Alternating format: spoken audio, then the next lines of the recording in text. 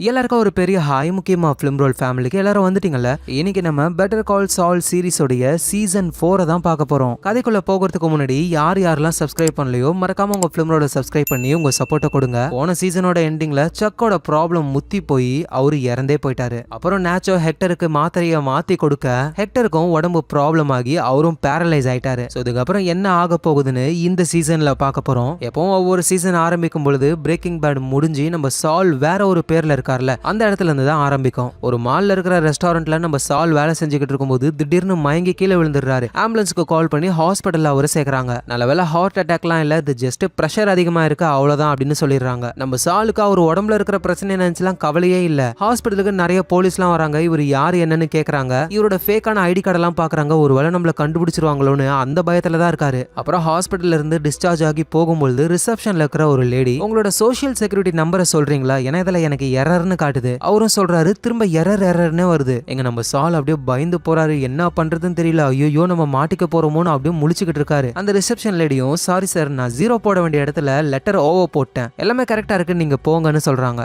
அடி சண்டால சிரிக்கி கொஞ்ச நேரத்துல உயிர் பயத்தை காமிச்சிட்டாலேன்னு சாலும் அங்க இருந்து போயிடுறாரு. ஒரு டாக்ஸில அவர் போய்கிட்டே இருக்கும்போது டாக்ஸி டிரைவர் இவரை உத்து பாக்குறாரு. இன்னும் சொல்ல போனா அவர் நார்மலா தான் பாக்குறாரு. சால் இப்ப பயத்துல இருக்கிறதுனால அவரு சுத்தி எல்லாமே ஒரு மாதிரி நெகட்டிவா இருக்கா. சாலுக்கு என்ன பண்றதுன்னு தெரியல. போதும் வண்டி நிறுத்துங்கன்னு வண்டியை விட்டு இறங்கி ரொம்ப டென்ஷனாவே அவரோட லைஃபை வாழ்றாரு. இப்ப ஃபீல் பண்ணி என்ன பிரயோஜனம்? சால் மேலாம் அந்த தப்பும் இல்ல, சேர்க்க சரியில்லை. அன்னைக்கே அந்த வால்டர் கூட ஃப்ரெண்ட்ஷிப் வைக்காம இருந்திருந்தா இன்னைக்கு இந்த நிலைமைக்கு வந்திருப்பாரா? இப்ப கதை அப்படியே 2003 வருஷத்துக்கு வருது. சக்கு இறந்து போயிட்டாரு. இந்த விஷயம் ஜிம்மிக்கு தெரிய வருது. ஜிம்மியும் வேகமா வந்து பார்த்தா வீடே மொத்தமா எரிஞ்சு போயிருக்கு. என்னதான் ஜிம்மிக்கு சக்கு மேல கோவம் இருந்தாலும் அது அவரோட பிரதர். அவர் இறந்து போனதை நினைச்சு இவரு ரொம்ப ஃபீல் பண்றாரு. கிம்மும் வராங்க. ஜிம்மியை சமாதானப்படுத்த ஆரம்பிக்கிறாங்க. சோ சக்குக்கு ஃபியூனரலும் நடக்குது. ஹாவர்ட்லாம் அங்க வராரு. எல்லாருமே ரொம்ப சோகமா இருக்காங்க. ஃபியூனரல் முடிஞ்சதுக்கு அப்புறம் ஹாவர்டு ஜிம்மி கிட்ட பேசுறாரு. சக்கு இறந்து போனதுக்கு ரீசன் நீ போட்டோல காமிச்சல, அந்த விளக்கு தான் காரணம். அது கீழே விழுந்து தீப்பத்த ஆரம்பிச்சிருச்சு. அதோட சக்கு ரொம்பவே டென்ஷனா இருந்தாரு.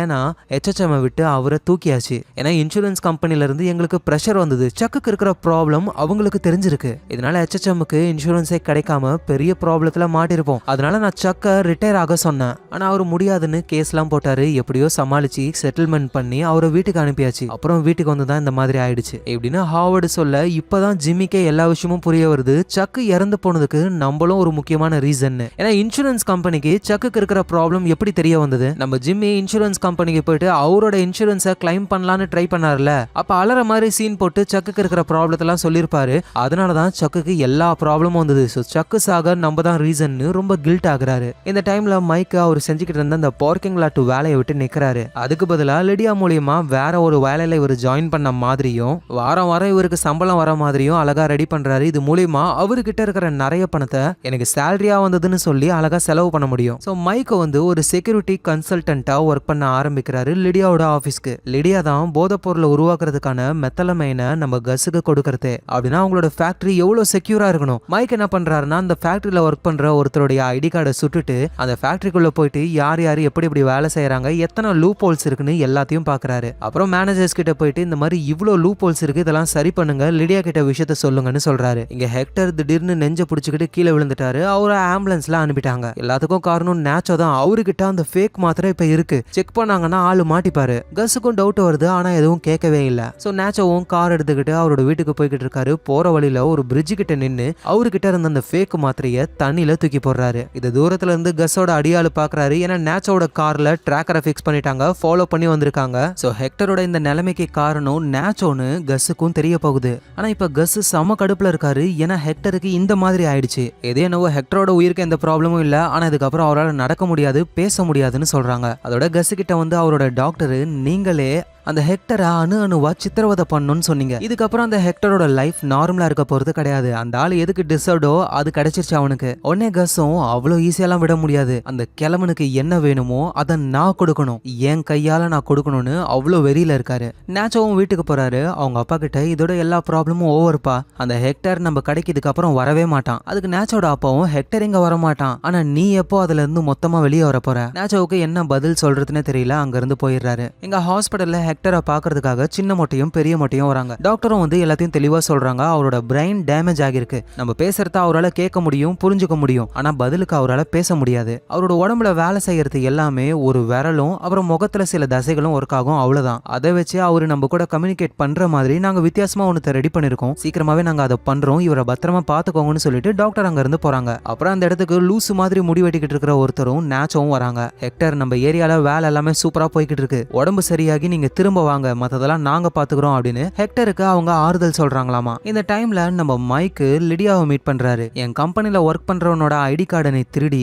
என்னோட ஃபேக்டரிக்கே போயிட்டு என்னென்னமோ வேலை பார்த்திருக்க. நீ என்னதான் நினைச்சுக்கிட்டு இருக்க மைக்? நம்ம டீலிங்க பொறுத்த வரைக்கும் நான் செக்யூரிட்டி கன்சல்டன்டா ஒர்க் பண்றேன். வீட்லயே உட்காந்துக்கிட்டு என்னோட பணத்தை நான் வாங்குறதுக்கு விருப்பப்படல. ஒருவேளை யாருக்காவது டவுட் வந்து விசாரிச்சாங்கன்னா நான் ஆபீஸ்க்கே போகலன்ற விஷயம் தெரிய வரும். ஆனா இப்ப நான் ஃபேக்டரியில போயிட்டு ஆளுங்களெல்லாம் பார்த்திருக்கேன். அவங்கள என்ன பார்த்திருக்காங்க. சோ எந்த ப்ராப்ளமும் இல்ல அப்படின்னு மைக்கு ஒரு பிளானோட தான் எல்லாமே பண்ணிக்கிட்டு இருக்காரு. அந்த லிடியா உடனே கஸுக்கு கால் பண்றாங்க. மைக் பண்ற விஷயத்தெல்லாம் சொல்றாங்க. கஸ் ஆல்ரெடி அந்த ஹெக்டர் விஷயத்துல டென்ஷனா இருக்காரு. எங்க பார் லிடியா, மைக் எல்லாத்தையும் கரெக்டா தான் பண்ணுவாரு. வேணா அவருக்கு பேட்ஜை கூட அபிஷியல் ஆக்கு, அது போதும் அப்படின்னு சொல்லிடுறாரு. இந்த நேரத்துல ஜிம்மி காலையில எழுந்த உடனே சூட்லாம் போட்டுக்கிட்டு பக்காவா ரெடி ஆகி எனக்கு இன்டர்வியூ இருக்கு, நான் அதுக்கு போக போறேன்னு சொல்றாரு. கிம்முக்கு எதுவும் புரியல. இப்பதான் சக்கு இறந்து போனாரு. அந்த சோகத்துல நீ இருக்க, அவ்வளவு சீக்கிரமா எதுக்கு நீ வேலைக்கு போகணும்? அதுக்குன்னு வீட்லயே சும்மா இருக்க சொல்றியா கிம்? ஏதாவது வேலை செஞ்சாதான் நம்ம பொழப்ப ஓட்ட முடியும்னு அவரு இன்டர்வியூக்கு போயிடுறாரு. அது ஏதோ ஒரு பெரிய ஜெராக்ஸ் கடை கம்பெனி போல. நம்ம ஜிம்மி ஆல்ரெடி மெயில் ரூம்ல ரொம்ப வருஷம் ஒர்க் பண்ணதுனால இதுல அவருக்கு எக்ஸ்பீரியன்ஸ் இருக்கு. போயிட்டு இன்டர்வியூவையும் அட்டென்ட் பண்றாரு. அப்ப அந்த ஆபீஸ்ல செஸ் காயின்ஸ் மாதிரி ரொம்ப காஸ்ட்லியான பொருள் எல்லாம் கலெக்ட் பண்ணி வச்சிருக்காங்க. அது எல்லாத்தையும் ஜிம்மி பாக்குறாரு. சோ இன்டர்வியூவையும் ஆரம்பிக்கிறாங்க. ஜிம்மியும் நல்லா பேசுறாரு. சரி போங்க, ஒரு வாரம் கழிச்சு நாங்க பதில சொல்றோம்னு சொல்றாங்க.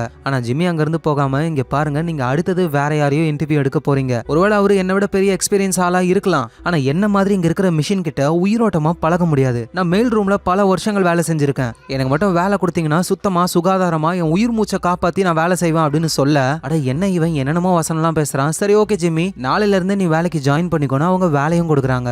அதான் கேட்ட வேலையை கொடுத்துட்டாங்களே. ஜிம்மி கம்முன்னு போகாம, இன்னும் உடனே வேலைக்கு சேர்த்துட்டீங்க. நான் யாரு, என்னோட பேக்ரவுண்ட் என்ன, நான் கிரிமினலான்னு கூட செக் பண்ணவே இல்லை. நீங்க இந்த மாதிரி ஒரு ஆபீஸ்ல எல்லாம் எவன் ஒர்க் பண்ணுவான், எனக்கு வேலையே வேணான்னு சொல்லிட்டு வந்துடுறாரு. இந்த நேரத்துல கிம் HHMக்கு போறாங்க. ஹாவர்ட மீட் பண்ண. ஹாவர்டு வந்து ஒரு லெட்டரை கொடுக்குறாரு. சக்கோட சொத்து எல்லாமே அவரோட கேர்ள் ஃபிரெண்ட் ரெபேக்காவுக்கு போகும். ஏதோ கொஞ்சம் பங்கு ஜிம்மிக்கு வரும். அதோட சக்கு ஜிம்மிக்காக இந்த லெட்டரை பர்சனலா எழுதிருக்காரு. ஜிம்மி கிட்ட மட்டும் கொடுன்னு சொல்றாரு. கிம் அந்த லெட்டரை வாங்கிக்கிட்டு ஹாவர்டு கிட்ட, நீ என்ன நினைச்சுக்கிட்டு இருக்க? சக்க பத்தி நீ ஜிம்மி கிட்ட சொல்லும் பொழுது சக் என்னமோ வேணும்னே சூசைட் பண்ணி இறந்து போன மாதிரி நீ பேசிருக்க. இதனால ஜிம்மி மென்டலா எவ்வளவு பாதிக்கப்பட்டிருப்பான். எங்க பாரு கிம், சக்கு அவ்வளோ கேர்லெஸ்ஸான ஆள்லாம் கிடையாது. வீடே தீப்பிடிச்சு எரியுதுன்னா அவரு வேணும்னே தான் பண்ணிருக்கணும். சோ கிமுக்கும் என்ன சொல்றதுன்னு தெரியல. வீட்டுக்கு வந்துடுறாங்க. அந்த லெட்டரை ஜிம்மி கிட்ட கொடுக்காம மறைச்சு வைக்கிறாங்க. ஏன்னா ஆல்ரெடி சக்கு இறந்து போனதுக்கு நம்ம தான் ரீசனோன்னு ஜிம்மி டென்ஷன்ல இருக்காரு. இதுல இந்த லெட்டரை வேற கொடுத்து அதுல ஏதாவது இருந்தா அதை பார்த்து ஜிம்மி இன்னும் டென்ஷன் ஆயிட்டாருன்னா அதனால அதை கொடுக்காம ஒளிச்சு வச்சிடறாங்க. சோ நைட் டைம் ஆகுது. கடைசியா கஸ்ஸோடைய ஆளுங்க நம்ம ஹெக்டரோடைய சரக்கை ஒரு தடவை டிஸ்ட்ரிபியூட் பண்ணி கொடுக்குறாங்க. அதை வாங்குறதுக்கு வழக்கம் போல நேச்சோ வராரு. ஆனா கூடவே இன்னொருத்தரையும் கூட்டிட்டு வராரு. அதான் லூசுத்தனமா முடிவெட்டிருப்பார்ல அவரு. மொத்தம் எங்களுக்கு 6 பேக்கெட் சரக்கு வேணும்னு கேக்குறாங்க. ஆனா கஸோட ஆளுங்க, உங்களுக்கு நாங்க தரது வெறும் 5 மட்டும் தான், எடுத்துட்டு கம்முன்னு போங்கன்னு சொல்ல நேச்சோ உடனே அவரோட கன்னை எடுக்கிறாரு. ஒழுங்கு மரியாதையா கொடுங்க, இல்லைன்னா அவ்வளவுதான் மிரட்ட கஸோட ஆளுங்களும் 6 பேக்கெட்டை கொடுக்குறாங்க. அதை வாங்கிக்கிட்டு அப்படியே 2 பேரும் போகும்பொழுது டக்குன்னு கஸ்ஸே அங்க வராரு. ஒரு பிளாஸ்டிக் பேக் எடுத்து லூசுத்தனமா முடிவெட்டி இருக்காருல்ல அவரோட தலையில போட்டு கவர் பண்றாங்க. நேச்சோவும் கன்னால ஷூட் பண்ணலான்னு வரும்பொழுது கஸோட ஆளுங்க நேச்சோவை பிடிச்சுக்கிறாங்க. நேச்சோ கண்ணு முன்னாடியே அவரோட ஃப்ரெண்டு இறந்து போறாரு துடிக்க துடிக்க. சோ கஸும் நேச்சோவை பார்த்து, நீ அந்த ஹெக்டருக்கு என்ன பண்ணன்னு எனக்கு தெரியும், இன்னொரு தடவை நீ அந்த மாதிரி பண்ணக்கூடாது, அதோட இப்பையில இருந்து நீ என்னோட ஆளு, புரியுதான்னு சொல்ல நேச்சோவும் எனக்கு புரியுதுன்னு சொல்றாரு. சோ கஸ் அங்க இருந்து போயிடுறாரு. நேச்சோவுக்கு என்ன பண்றதுன்னு புரியல. ஏன்னா இதுக்கப்புறம் கஸ் சொல்றதை இவர் பண்ணணும். அப்படி பண்ணாம இருந்தாருன்னா கஸ் ஹெக்டர் கிட்ட நடந்த விஷயத்த சொல்லிடுவாரு. சோ 2 சைடுமே நம்ம மாட்டிக்கிட்டு இருக்கோமேனு நேச்சோ புரியாம உட்காந்துக்கிட்டு இருக்காரு. ஆனா இப்ப நடந்த விஷயம் எல்லாத்தையும் ஒரு ஆக்சிடென்ட் மாதிரி செட் பண்றதுக்காக அடுத்த நாளே போறாங்க. ஆள் நடமாட்டமே இல்லாத ஒரு பாலைவன ரோட்டுக்கு போயிட்டு அங்க காரை வேகமா ஓடிட்டு போயிட்டு கார் டயரை சுட வச்சு அப்படியே கார் தேய்ச்சிக்கிட்டே போகுது. அது எந்த இடத்துல நின்னுதோ அந்த இடத்துல இறந்து போனவரோட டெட் பாடியை கொண்டு வந்து அங்க நிறைய பேர் ஷூட் பண்ண மாதிரி காரை சுட்டு ஓட்டைய போடுறாங்க. அவரையும் போட்டு தள்ளுறாங்க. இப்ப நேச்சோ அவங்க ஆளுங்களுக்கு கால் பண்ணா அவங்க வந்து இவரை காப்பாத்திட்டு போயிடுவாங்க. ஆனா நேச்சோவுக்கு எந்த அடியும் போடலன்னா டவுட் வரும்ல, அதனால நேச்சோவையும் ஷூட் பண்றாங்க. ஷோல்டர்ல ஒன்னு கையில ஒன்னு ஷூட் பண்ணி படுக்க போட்டு இதுக்கப்புறம் நீ கால் பண்ணி கூப்பிட்டுக்கோன்னு சொல்றாங்க. நேச்சோவும் கால் பண்றாரு. சோ அந்த இடத்துக்கு சின்ன மொட்டையும் பெரிய மொட்டையும் வராங்க. சோ இருக்கிற விஷயத்த பார்க்கும்பொழுது யாரோ சரக்குக்காக தான் இந்த மாதிரி பண்ணிருக்கணும் அப்படின்னு அவங்க புரிஞ்சுக்கிறாங்க. நேச்சோ போய் பார்க்கும்போது அவர் ரத்த வெள்ளத்துல இருக்காரு. சோ நேச்சோவை தூக்கி கார்ல போட்டு யார் இந்த மாதிரி பண்ணதுன்னு கேட்கும்போது எனக்கு தெரியல, கார்ல வந்துட்டு இருக்கும்போது திடீர்னு படபடன்னு ஷூட் பண்ணாங்க, நான் எப்படியோ எஸ்கேப் ஆயிட்டேன். சரின்னு பெரிய மொட்டையும் சின்ன மொட்டையும் நேச்சோவை காப்பாத்தி ஏத்தி அங்க இருந்து கொண்டு போறாங்க. நம்ம ஜிம்மி ஒரு ரெஸ்டாரண்ட்ல மைக்கை மீட் பண்றாரு. இங்க பாரு மைக், செம்ம வேலை ஒண்ணு. நான் இன்டர்வியூக்காக ஒரு ஜெராக்ஸ் கம்பெனிக்கு போனேன். அங்க ஒரு கலெக்ஷன் செட்டா பார்த்தேன். எனக்கு தெரிஞ்ச அவனுங்க ஒரு டம்மி பீஸ். நீ அந்த இடத்துக்கு போயிட்டு அந்த கலெக்ஷனை கொண்டு வந்துட்டேன்னா உனக்கு நான் பணம் தரேன் அப்படின்னு சொல்றாரு. ஆனா மைக்கு, எனக்கு தேவையில்லை, அதோட இது நான் செய்யற வேலை கிடையாது, இதெல்லாம் பிளக்கா பசங்க பண்ற வேலை, வேற யாராவது பாத்துக்கோன்னு சொல்லி மைக் அங்க இருந்து போய்கிட்டே இருக்காரு. ஏன்னா மைக் இவ்வளவு சின்ன விஷயம்லாம் பண்ணணும்ன்ற அவசியமே கிடையாது. ஏன்னா இப்பதான் அவர்கிட்ட நிறைய பணம் இருக்கு. ஸோ ஜிம்மியும் நேரா வெட்டினரி டாக்டரை மீட் பண்றாரு. அவர்கிட்ட இருந்து ஒரு தீஃபோட கான்டாக்டை வாங்கி அங்கிருந்து போகும்போது நம்ம சின்ன மொட்டையும் பெரிய மொட்டையும் வராங்க. ஏன்னா நேச்சோவை ஷூட் பண்ணிருக்காங்க. நார்மல் ஹாஸ்பிட்டல் போனா போலீஸ் கேஸ் ஆகும். அதனால நம்ம வெட்டினரி டாக்டரை நேச்சோ இருக்கிற இடத்துக்கு கூட்டிட்டு போறாங்க. அவரும் எப்படியும் நேச்சோவை காப்பாத்திடுறாரு. மெதுவா நேச்சோ கிட்ட வந்து, மோன இங்க இருந்து போனதுக்கு அப்புறம் திரும்ப என்கிட்ட வந்துருவே வந்துடாத. யாரா அவனுங்க சின்ன மொட்டை பெரிய மொட்டை முறைச்சிக்கிட்டே இருக்கானுங்க, பேசவே மாட்டானுங்களோ அப்படின்ற மாதிரி சொல்றாரு. மைக்கு வரலன்னா என்ன, நம்ம ஜிம்மி தனியா ஒரு திருடனை ஏற்பாடு பண்ணி அந்த ஜெராக்ஸ் கம்பெனிக்கு அனுப்புறாரு. அந்த ஆளும் உள்ள போயிட்டு அந்த கலெக்ஷன் எல்லாம் எடுக்கலாம்னு ட்ரை பண்ணும்போது தான், பொதுவா ஆபீஸ்க்குள்ள யாரும் இருக்க மாட்டாங்க, வீட்டுக்கு போய் தான் தூங்குவாங்க. ஆனா ஒருத்தர் ஆபீஸ்க்குள்ளேயே தூங்குறாரு. தூங்குறது மட்டும் கிடையாது, வெளியே போற வழிகிட்டயே உட்காந்துக்கிட்டு இருக்காரா. சோ அந்த திருடனும் ஜிம்மிக்கு கால் பண்ணி, ஜிம்மி இங்க என்ன ஆபீஸ்க்குள்ள ஒருத்தன் உட்காந்துக்கிட்டு இருக்கான், வெளியே போனா மாட்டிப்ப நானு. சரி சரி நீ எதுவும் கவலைப்படாதுன்னு ஜிம்மி அந்த இடத்துக்கு வராரு. அந்த ஜெராக்ஸ் கம்பெனிக்குள்ள ஒருத்தர் உட்காந்துக்கிட்டு இருக்காருல, அவரோட காரை ஆன் பண்ணி விட்டு தள்ளி விட்டுறாரு. இதை பார்த்த உடனே அவரும் டோரை ஓபன் பண்ணிக்கிட்டு, ஐயோ என் காரு போதேன்னு இந்த காரு பின்னாடி ஓடும் பொழுது அந்த திருடன் அழகா பொருளை எடுத்துட்டு எஸ்கேப் ஆகி வந்துடுறான். சோ எப்படியோ வேலையை முடிச்சிட்டாங்க. ஜிம்மி வீட்டுக்கு வரும்பொழுது கிம் இப்பதான் சக்கோடைய லெட்டரை ஜிம்மி கிட்ட கொடுக்குறாங்க. ஜிம்மியும் அதை படிக்கிறாரு. சக்கு வந்து ஜிம்மியை பத்தி நல்லா தான் எழுதியிருக்காரு. முன்னாடிலாம் நீ திருடனா இருக்கும்போது உன் வாழ்க்கை எப்படிதான் போக போகுதோன்னு நான் ரொம்பவே கவலைப்பட்டேன். அப்புறம் திருந்தி என்கிட்ட வந்த கம்பெனிலேயே உனக்கு மெயில் ரூம்ல வேலை கொடுத்தேன். ஆனா நீ கஷ்டப்பட்டு படிச்சு ஒரு லாயர் ஆயிட்ட. நான் எதையும் ஓப்பனா சொல்லல ஜிம்மி, ஆனா உண்மையிலே எனக்கு ரொம்ப பெருமையா இருக்கு. அதோட இதுக்கப்புறம் நான் கவலைப்பட போறது கிடையாது, உன் லைஃப் என்ன ஆகுமோன்னு, நீ நல்லா இருப்பேன்னு எனக்கு தெரியும் அப்படின்ற மாதிரி உணர்ச்சி பொங்க எழுதிருக்காரா. இதை கேட்கிற கிம் அழ ஆரம்பிச்சிட்டாங்க. அட என்னடா இது, நியாயப்படி பார்த்தா ஜிம்மி தானே அழணும், ஏன் இவங்க அழறாங்க?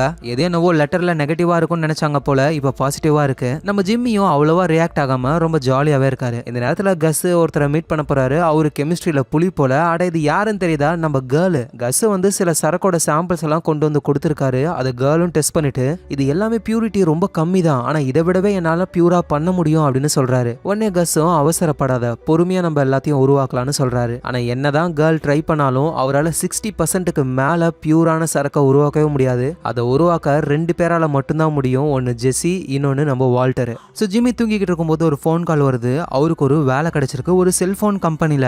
அட சேல்ஸ் பண்றதுனா ஜிம்மிக்கு சொல்லவா வேணும், வாயிலேயே பேசி சேல் பண்ணிடுவாரு. ஆனா என்ன ப்ராப்ளம்னா, இது புதுசா ஓபன் பண்ண பிரான்ச், இந்த மாதிரி ஒரு கடை இருக்குன்ற விஷயம் கூட பப்ளிக்கு தெரியாது. அதனால கஸ்டமர்ஸே வரல. நம்ம ஜிம்மிக்கு போர் அடிக்குது. அந்த கடையோட ஓனருக்கு கால் பண்ணி, யோ கடையை வச்சுதான் வச்சிங்க, டிராபிக் இருக்கிற ஏரியாவில் வச்சிருக்கீங்க, எல்லாரும் வேகமா போக தான் ட்ரை பண்ணுவாங்க, இங்க பொருளையே வாங்க மாட்டாங்க, ஜிம்மி ப்ளீஸ் எப்படியாவது விற்க ட்ரை பண்ண அப்படின்னு சொல்லிடுறாரு அவரு. ஸோ ஜிம்மியும் என்ன பண்றதுன்னு யோசிச்சு கடைக்கு போயிட்டு பெயிண்ட் எல்லாம் வாங்கிட்டு வந்து அந்த கடையவே டிராபிக்ல போயிட்டு இருக்கும்போது இந்த கடையை பார்த்து அட்ராக்ட் ஆகுற மாதிரி அழகா பண்ணி இந்த கடையோட சேல்ஸை அதிகப்படுத்தலான்னு இவர் ஒரு ஐடியாவை பண்ணிக்கிட்டு இருக்காரு. இந்த நேரத்துல நேச்சோ இருக்காருல, அவர் இப்பதான் கஸோட ஆள் ஆயிட்டாரு. ஸோ கஸ் சொல்ற வேலையை தான் அவர் பண்றாரு. கஸுக்குன்னு ஒரு எனிமி கேங் இருக்கு. அந்த கேங்கை கஸ் எப்படியாவது காலி பண்ணணும்னு நினைக்கிறாரு. அவர் நேரடியா போனா ஒரு வாரே கிரியேட் ஆயிடும். அதனால நேச்சோ கிட்ட பிளான் சொல்றாரு. நேச்சோவும் சின்ன மொட்டை கிட்டையும் பெரிய மொட்டை கிட்டையும் நாங்க சரக்கு வாங்கிட்டு வரும்பொழுது இந்த கேங் தான் எங்க கிட்ட இருந்து வாங்கினாங்கன்னு போட்டு கொடுக்க, இப்ப கஸோட எதிரிகள் 2 பேருமே அடிச்சுக்கிட்டு சாக போறாங்க. அதை உட்காந்து கஸ் வேடிக்கை பார்க்க போறாரு. அதுக்கு ஏத்த மாதிரியே சின்ன மொட்டையும் பெரிய மொட்டையும் உள்ள இறங்கி அந்த கேங்கையே துவம்சம் பண்றாங்க. இது எல்லாத்தையும் நேச்சோவும் பாக்குறாரு. அவருக்கு பக்கு பக்குந்து. ஏன்னா தப்பு பண்ணாதவங்களையே சும்மா ஒரு வார்த்தை சொன்னதுக்கு இந்த 2 மொட்டைகளும் காலி பண்றாங்க அப்படின்னா ஹெக்டர் இந்த நிலைமைக்கு இருக்கிறதுக்கு காரணம் நம்ம தான் தெரிஞ்சா நம்ம கதை அவ்வளவுதான் பயத்துல இருக்காரு. அந்த கேங்கையே காலி பண்ணதுக்கு அப்புறம் நேச்சோ கஸை மீட் பண்றாரு. நடந்த விஷயத்த சொல்றாரு. அந்த 2 மொட்டைங்களும் செத்துட்டாங்களா, இல்ல அதுல ஒருத்தனுக்கு அடிபட்டது, ஆனா பெரிய காயெல்லாம் கிடையாது. இப்ப அவனுங்க சவுத் சைடு போயிருக்கானுங்க. ப்ராப்ளம் எல்லாம் சரியானதுக்கு அப்புறம் திரும்ப வருவானுங்க. சரி சரி நீ போய் ரெஸ்ட் எடு, நீ பண்ண வேண்டிய வேலை இன்னும் நிறைய இருக்குன்னு கஸ் நேச்சோவை பார்த்து சொல்ல, நேச்சோவும் இந்த தேல் கொட்டின திருட மாதிரி கம்முன்னு இருக்காரு. அப்படியே வீட்டுக்கு வந்து நேச்சோ செம்ம டென்ஷன்ல இருக்காரு. நேச்சோட அப்பா பார்த்துட்டு, என்னடா ஆச்சு உனக்கு, நான் உடனே ஆம்புலன்ஸ் கால் பண்றேன்னு ஆம்புலன்ஸுக்கு கால் பண்ணுவாரு. ஆனா நேச்சோ வேணாம்ப்பா, நான் கொஞ்சம் ரெஸ்ட் எடுக்கணும் அப்படின்னு சொல்லி அந்த அளவுக்கு டென்ஷன்ல இருக்காரு நேச்சோ. மைக் ஒரு ரெஸ்டாரண்ட்ல இருக்காரு. அப்ப சர்ச்ல இருந்த ஒரு லேடி வராங்க. வாரம் வாரம் சப்போர்ட்டிங் குரூப்னு ஒரு மீட்டிங் நடக்கும். மைக்கும் அவரோட டாட்டர் இன்லாவும் அங்க போவாங்க. அங்க மைக் ஒரு விஷயத்த நோட் பண்றாரு. அதை இந்த லேடி கிட்டையும் சொல்றாரு. அந்த சப்போர்ட்டிங் குரூப்ல ஒருத்தர் ஒவ்வொரு நாளும் ஒவ்வொரு கதையை சொல்றாரு. இன்னைக்கு அவரு வேற கதையை சொல்லுவாருன்னு $10 பெட் கட்டிக்கிறாங்க 2 பேரும். அதே மாதிரி மீட்டிங்கும் நடக்குது. மைக் சொன்னவர் வந்து பேச ஆரம்பிக்கிறாரு. பொய் சொல்லும் போதுலாம் கையை ஒரு மாதிரி பண்றாரு. ஏதோ அவரோட ஒய்ஃபை பத்தி சோகமா பேசிக்கிட்டு இருக்காரு. உடனே மைக், உனக்கு மேரேஜே ஆகல, 4 மாசமா இங்க சும்மா வந்து கதை கட்டிக்கிட்டு உங்ககிட்ட பொருளை விற்க ட்ரை பண்றான். இதை கேட்ட உடனே அந்த ஆளு அங்கிருந்து எஸ் ஆகி ஓடிடுறாரு. இந்த இன்சிடென்ட்டுக்கும் பேடுக்கும் பிரேக்கிங் பேடுக்கும் ஒரு சம்மந்தம் இருக்கு. ஏன்னா பிரேக்கிங் பேட்ல ஜெசி இதே மாதிரி சப்போர்ட்டிங் குரூப்ல பேசுறேன்னு சொல்லி தான் அந்த இடத்துல சரக்க வைக்க ட்ரை பண்ணுவாரு. அப்படிதான் அவருக்கு ஒரு ஃப்ரெண்டு கிடைப்பாங்க, ஆண்ட்ரியா. இப்போ மைக் இந்த மீட்டிங் எல்லாம் முடிச்சுட்டு லிடியாவோட ஃபேக்டரிக்கு போயிட்டு அங்க அவரு செக் பண்ண ஆரம்பிக்கிறாரு. இந்த விஷயம் லிடியாவுக்கு பிடிக்காம அவங்க ஆல்ரெடி கஸ் கிட்ட சொல்லியிருப்பாங்க. ஸோ கஸ்ஸும் மைக்கை கூப்பிட்டு தனியா பேசுறாரு. ஸோ இந்த லிடியா பையபுல தான் ஏதாவது கோத்து விட்டுருக்கோன்னு மைக்கும் போயிட்டு கஸ்ஸை மீட் பண்ணா கஸ் கேட்கிற கேள்வி, ஹெக்டருக்கு இந்த மாதிரி ஆகணும்னு உனக்கு தெரியும்ல, நான் உங்ககிட்ட என்ன சொன்னேன், அந்த ஹெக்டருக்கு எதுவும் ஆகக்கூடாதுன்னு சொன்னேன், ஆனா இந்த மாதிரி ஆனதுக்கு காரணம் நீயும் தான். ஆனா மைக்குக்கு ஒரு சொட்டு பயம் கூட இல்ல. ஏன்னா கஸ் இருக்காரு, கஸ்ஸோட ஆளுங்க தான் சுத்தி இருக்காங்க.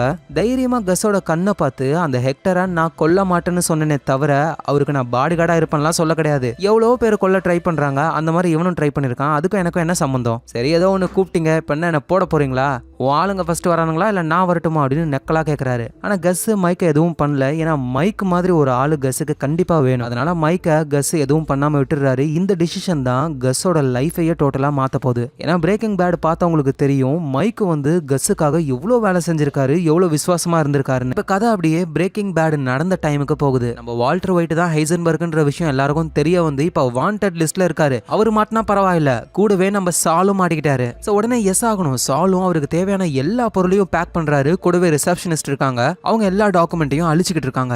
அப்ப சால் சொல்றாரு, பாத்ரூம்லயும் சில பொருள் இருக்க வாய்ப்பு இருக்கு, அதையும் அழிச்சிருன்னு. இந்த இடத்துலயே நம்ம வால்டரை விட ஜிம்மி ரொம்ப கான்சியஸா இருக்காருன்னு நம்ம புரிஞ்சுக்கலாம். ஏன்னா வால்டர் அவர் வீட்டு பாத்ரூம்ல இருந்த பொருளை கண்டுக்காம இருந்ததுனால தான் இப்ப இவ்வளவு பெரிய ப்ராப்ளத்திலேயே மாட்டிக்கிட்டாரு. ஆனா சால் அப்படி கிடையாது. அவர் பண்ற ஒவ்வொரு விஷயத்தையும் ஜாக்கிரதையா பண்ணுவாரு. ஆனா இப்ப வால்டர் மாட்டினதுனால கூடவே சேர்ந்து இவரும் மாட்டிக்கிட்டாரு. ஸோ ரிசப்ஷனிஸ்ட் கிட்ட காசை கொடுத்து எல்லாத்தையும் குப்பைத்தொட்டியில கொண்டு போய் போட்டு, அதுவும் வேற வேற குப்பைத்தொட்டில போரு, நான் இங்க இருந்து எஸ்கேப் ஆகுறேன்னு உடனே அவரு டிசப்பையருக்கு கால் பண்றாரு. ஸோ இப்படிதான் சால் அங்க இருந்து எஸ்கேப் ஆகி இப்ப வேற ஒரு ஐடென்டிட்டியில மால்ல ஒரு ரெஸ்டாரண்ட்ல வேலை செஞ்சுக்கிட்டு இருக்காரு. இப்ப கதை 2003 வருஷத்துக்கு வருது. நம்ம சால் சிசி மொபைல்ஸ்ன்ற ஒரு கடையில ஒர்க் பண்றாரு. ஆனா அந்த கடைக்கு தான் கூட்டமே வரமாட்டாங்களே, அதனால பிரைவசியா பேசணுமா, அந்த மாதிரி மொபைல்ஸ் எல்லாம் இங்க தான் கிடைக்கும்னு கடைக்கு வெளியே பெயிண்ட்லாம் அடிக்கிறாரு. அப்போ ஆளுங்க வர மாதிரி இல்ல. இவரோட நேரம் ஒரு கார் வருது, அப்படியே கடைக்கிட்ட வர மாதிரி வந்து அங்கிருந்து போயிடுது. உடனே ஜிம்மி மந்திரம் போடுறாராமா. அவர் மந்திரம் போட்டது ஒர்க் அவுட் ஆயிடுச்சு போல. அந்த கார்ல இருந்து இறங்கி ஒரு கஸ்டமர் கடைக்குள்ள வர ஆரம்பிக்கிறாரு. உள்ள வந்தவரை டக்குன்னு போய் வெல்கம் பண்ணா நமக்கு வேலையே இல்லைன்னு நினைச்சுப்பாங்கன்னு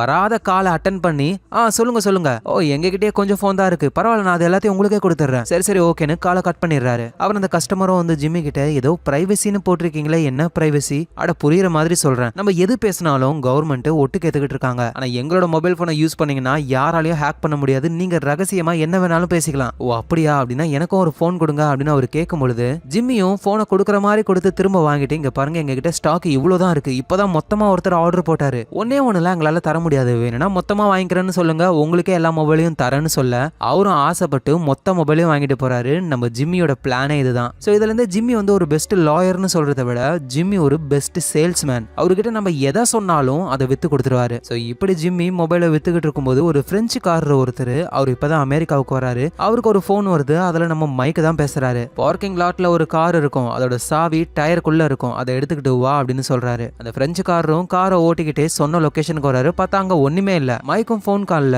நீ வரப்போற லொகேஷன் ரொம்ப சீக்ரெட் ஆனது, அது யாருக்கும் தெரியக்கூடாது, நீ இப்ப வந்தல அந்த காரோட டிக்கில ஒரு துணி இருக்கும், அதை எடுத்து தலையில க்ளோஸ் பண்ணிக்கிட்டு ரோட்லயே நில்லு, எங்க ஆளுங்க வந்து உன்னை பிக் பண்ணுவாங்க. அந்த பிரெஞ்சுக்காரரும் முகத்தை மூடிக்கிட்டு நடு ரோட்ல நின்னுகிட்டு இருக்காரு. அப்ப கஸோட ஆளுங்க வராங்க, கூடவே நம்ம மைக்கும் வராரு. ஏன்னா இப்போ மைக்கு கஸ் சொல்ற வேலையெல்லாம் செஞ்சுக்கிட்டு இருக்காரு. நம்ம மைக் அந்த பிரெஞ்சுக்காரரோட முகத்தை க்ளோஸ் பண்ணியே ஒரு இடத்துக்கு கூட்டிட்டு போறாரு. அது ஒரு லாண்ட்ரி ஃபேக்டரி. இந்த பிரெஞ்சுக்காரர் யாருன்னா டனல் தோன்றதுல பெரிய ஆளு. இந்த ஃபேக்டரிக்கு கீழே ஒரு பேஸ்மெண்ட்டையே உருவாக்கணும், அதுவும் யாருக்கும் தெரியாம. அந்த பிரெஞ்சுக்காரரும் எல்லாத்தையும் டெஸ்ட் பண்ணிட்டு, இந்த இடம் ரொம்ப சூப்பரா இருக்கு, கண்டிப்பா இதுக்கு கீழே ஒரு பேஸ்மெண்ட்டையே, அதுவும் ரொம்ப பெருசா என்னால உருவாக்க முடியும், எப்படியும் ஒரு 6-7 மாசம் ஆகும், ஆனா என்ன அதுக்கு ரொம்ப பணம் செலவாகும். மைக்கும் பணத்தை பத்திலாம் நீ கவலைப்படாத, சீக்கிரமா வேலையை ஸ்டார்ட் பண்ணுன்னு சொல்றாரு. எதுக்காக இந்த வேலையை பாக்குறாங்கன்னு தெரியுதா? கஸ் இந்த லாண்ட்ரி ஃபேக்டரிக்கு கீழே ஒரு பேஸ்மெண்ட்டை உருவாக்கி அங்க ஒரு லேபை கட்ட போறாரு. அந்த லேப்ல தான் சரக்கா உருவாக்க போறாங்க. ஆனா அதுக்கு எதுக்கு பிரெஞ்சுக்காரர் ஒருத்தரை கூட்டிட்டு வரணும்னா, இங்க இருக்கிறவங்கள வச்சு வேலை வாங்கினா எப்படியா இருந்தாலும் இந்த இடத்த கண்டுபிடிச்சிருவாங்க, அதோட அது சேஃபும் கிடையாது. அதனாலதான் வெளிநாட்டுல இருந்து ஒருத்தரை வர வச்சு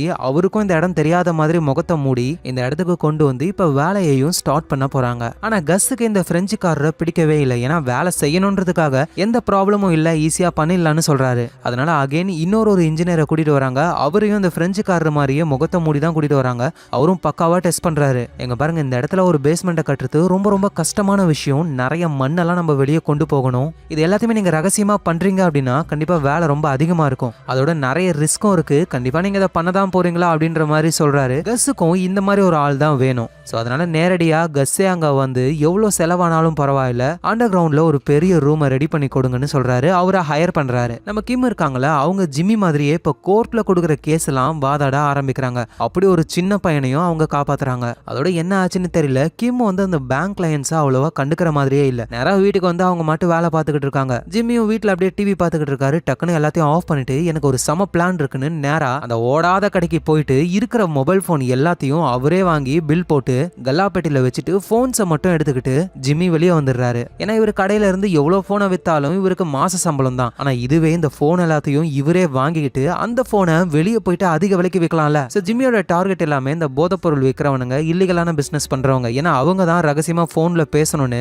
பிரைவசியான போன்ஸை யூஸ் பண்ண நினைப்பாங்க. சோ அவங்க கிட்ட போயிட்டு விற்க ஸ்டார்ட் பண்றாரு. ஆனா அங்க இருக்கிற பசங்க ஜிம்மியோட ட்ரெஸ்ஸை பார்த்து சிரிச்சு அவர்கிட்ட இருந்து எந்த போனையும் வாங்கல. ஏன்னா ஜிம்மி ரொம்ப டீசென்ட்டா கோர்ட்லாம் மாட்டிக்கிட்டு இருக்காரு. நமக்கு எந்த ஆடியன்ஸ் கிட்ட இருந்து வேலை வேணுமோ அந்த ஆடியன்ஸாவே நம்ம மாறணும். இப்போ இவருக்கு தேவையானதெல்லாம் ட்ரக் டீலர்ஸ், இல்லீகலான பிசினஸ் பண்றவங்க, அவங்கலாம் ரொம்ப ரகடா ட்ரெஸ்ஸை போடுவாங்க. ஸோ நம்மளும் வீட்டுக்கு போயிட்டு ரகடான ட்ரெஸ்ஸை போட்டுக்கிட்டு வராரு. ஸோ ஒவ்வொரு ஆளுங்களா பார்த்து இவர் பேச்சு திறமையால பேசி எல்லா செல்போன்ஸையும் விற்க ஆரம்பிக்கிறாரு ஒன் பை ஒன். அப்பதான் இந்த பைக் ரைடர்ஸ் மாதிரி ஒரு குரூப் வருது. அந்த குரூப் கிட்டயும் விற்கலான்னு போனா அவனுங்க பார்க்க ஒவ்வொருத்தரும் மலமாடு மாதிரி முறைச்சிக்கிட்டே இருக்கானுங்க ஜிம்மியை பார்த்து. ஆனா ஜிம்மி அவங்களோட பாஸ் கிட்ட போயிட்டு, இங்க பாருங்க சார், நான் லாயரா இருந்தவன். நீங்க போன்ல உங்க ஃப்ரெண்ட்ஸ் கிட்டையும் உங்க ஃபேமிலி கிட்டையும் நிறைய முக்கியமான விஷயங்களை பத்தி பேசுவீங்க. ஆனா அது எல்லாத்தையும் கவர்மெண்ட் ஒட்டு கேட்கும். இந்த உலகத்துல ரகசியம்னு ஒண்ணுமே கிடையாது. ஆனா என்கிட்ட ஒரு ப்ராடக்ட் இருக்கு, அது மூலியமா நீங்க ரகசியமா எதை வேணாலும் பேசிக்கலாம். இதோருக்கு இந்த போன்ஸ் இது எல்லாமே சம பிரைவசி சார், இதை வாங்கிக்கோங்கன்னு சொல்ல அந்த முரட்டு பீஸுகளும் மொபைல் போனை வாங்கிக்கிறாங்க. ஜிம்மியோட காட்டுல மழை தான் அப்படியே சந்தோஷமா வந்துகிட்டு இருக்கும்போது தான் ஒரு 3 நாள் கண்ணி திருடங்க இப்பதான்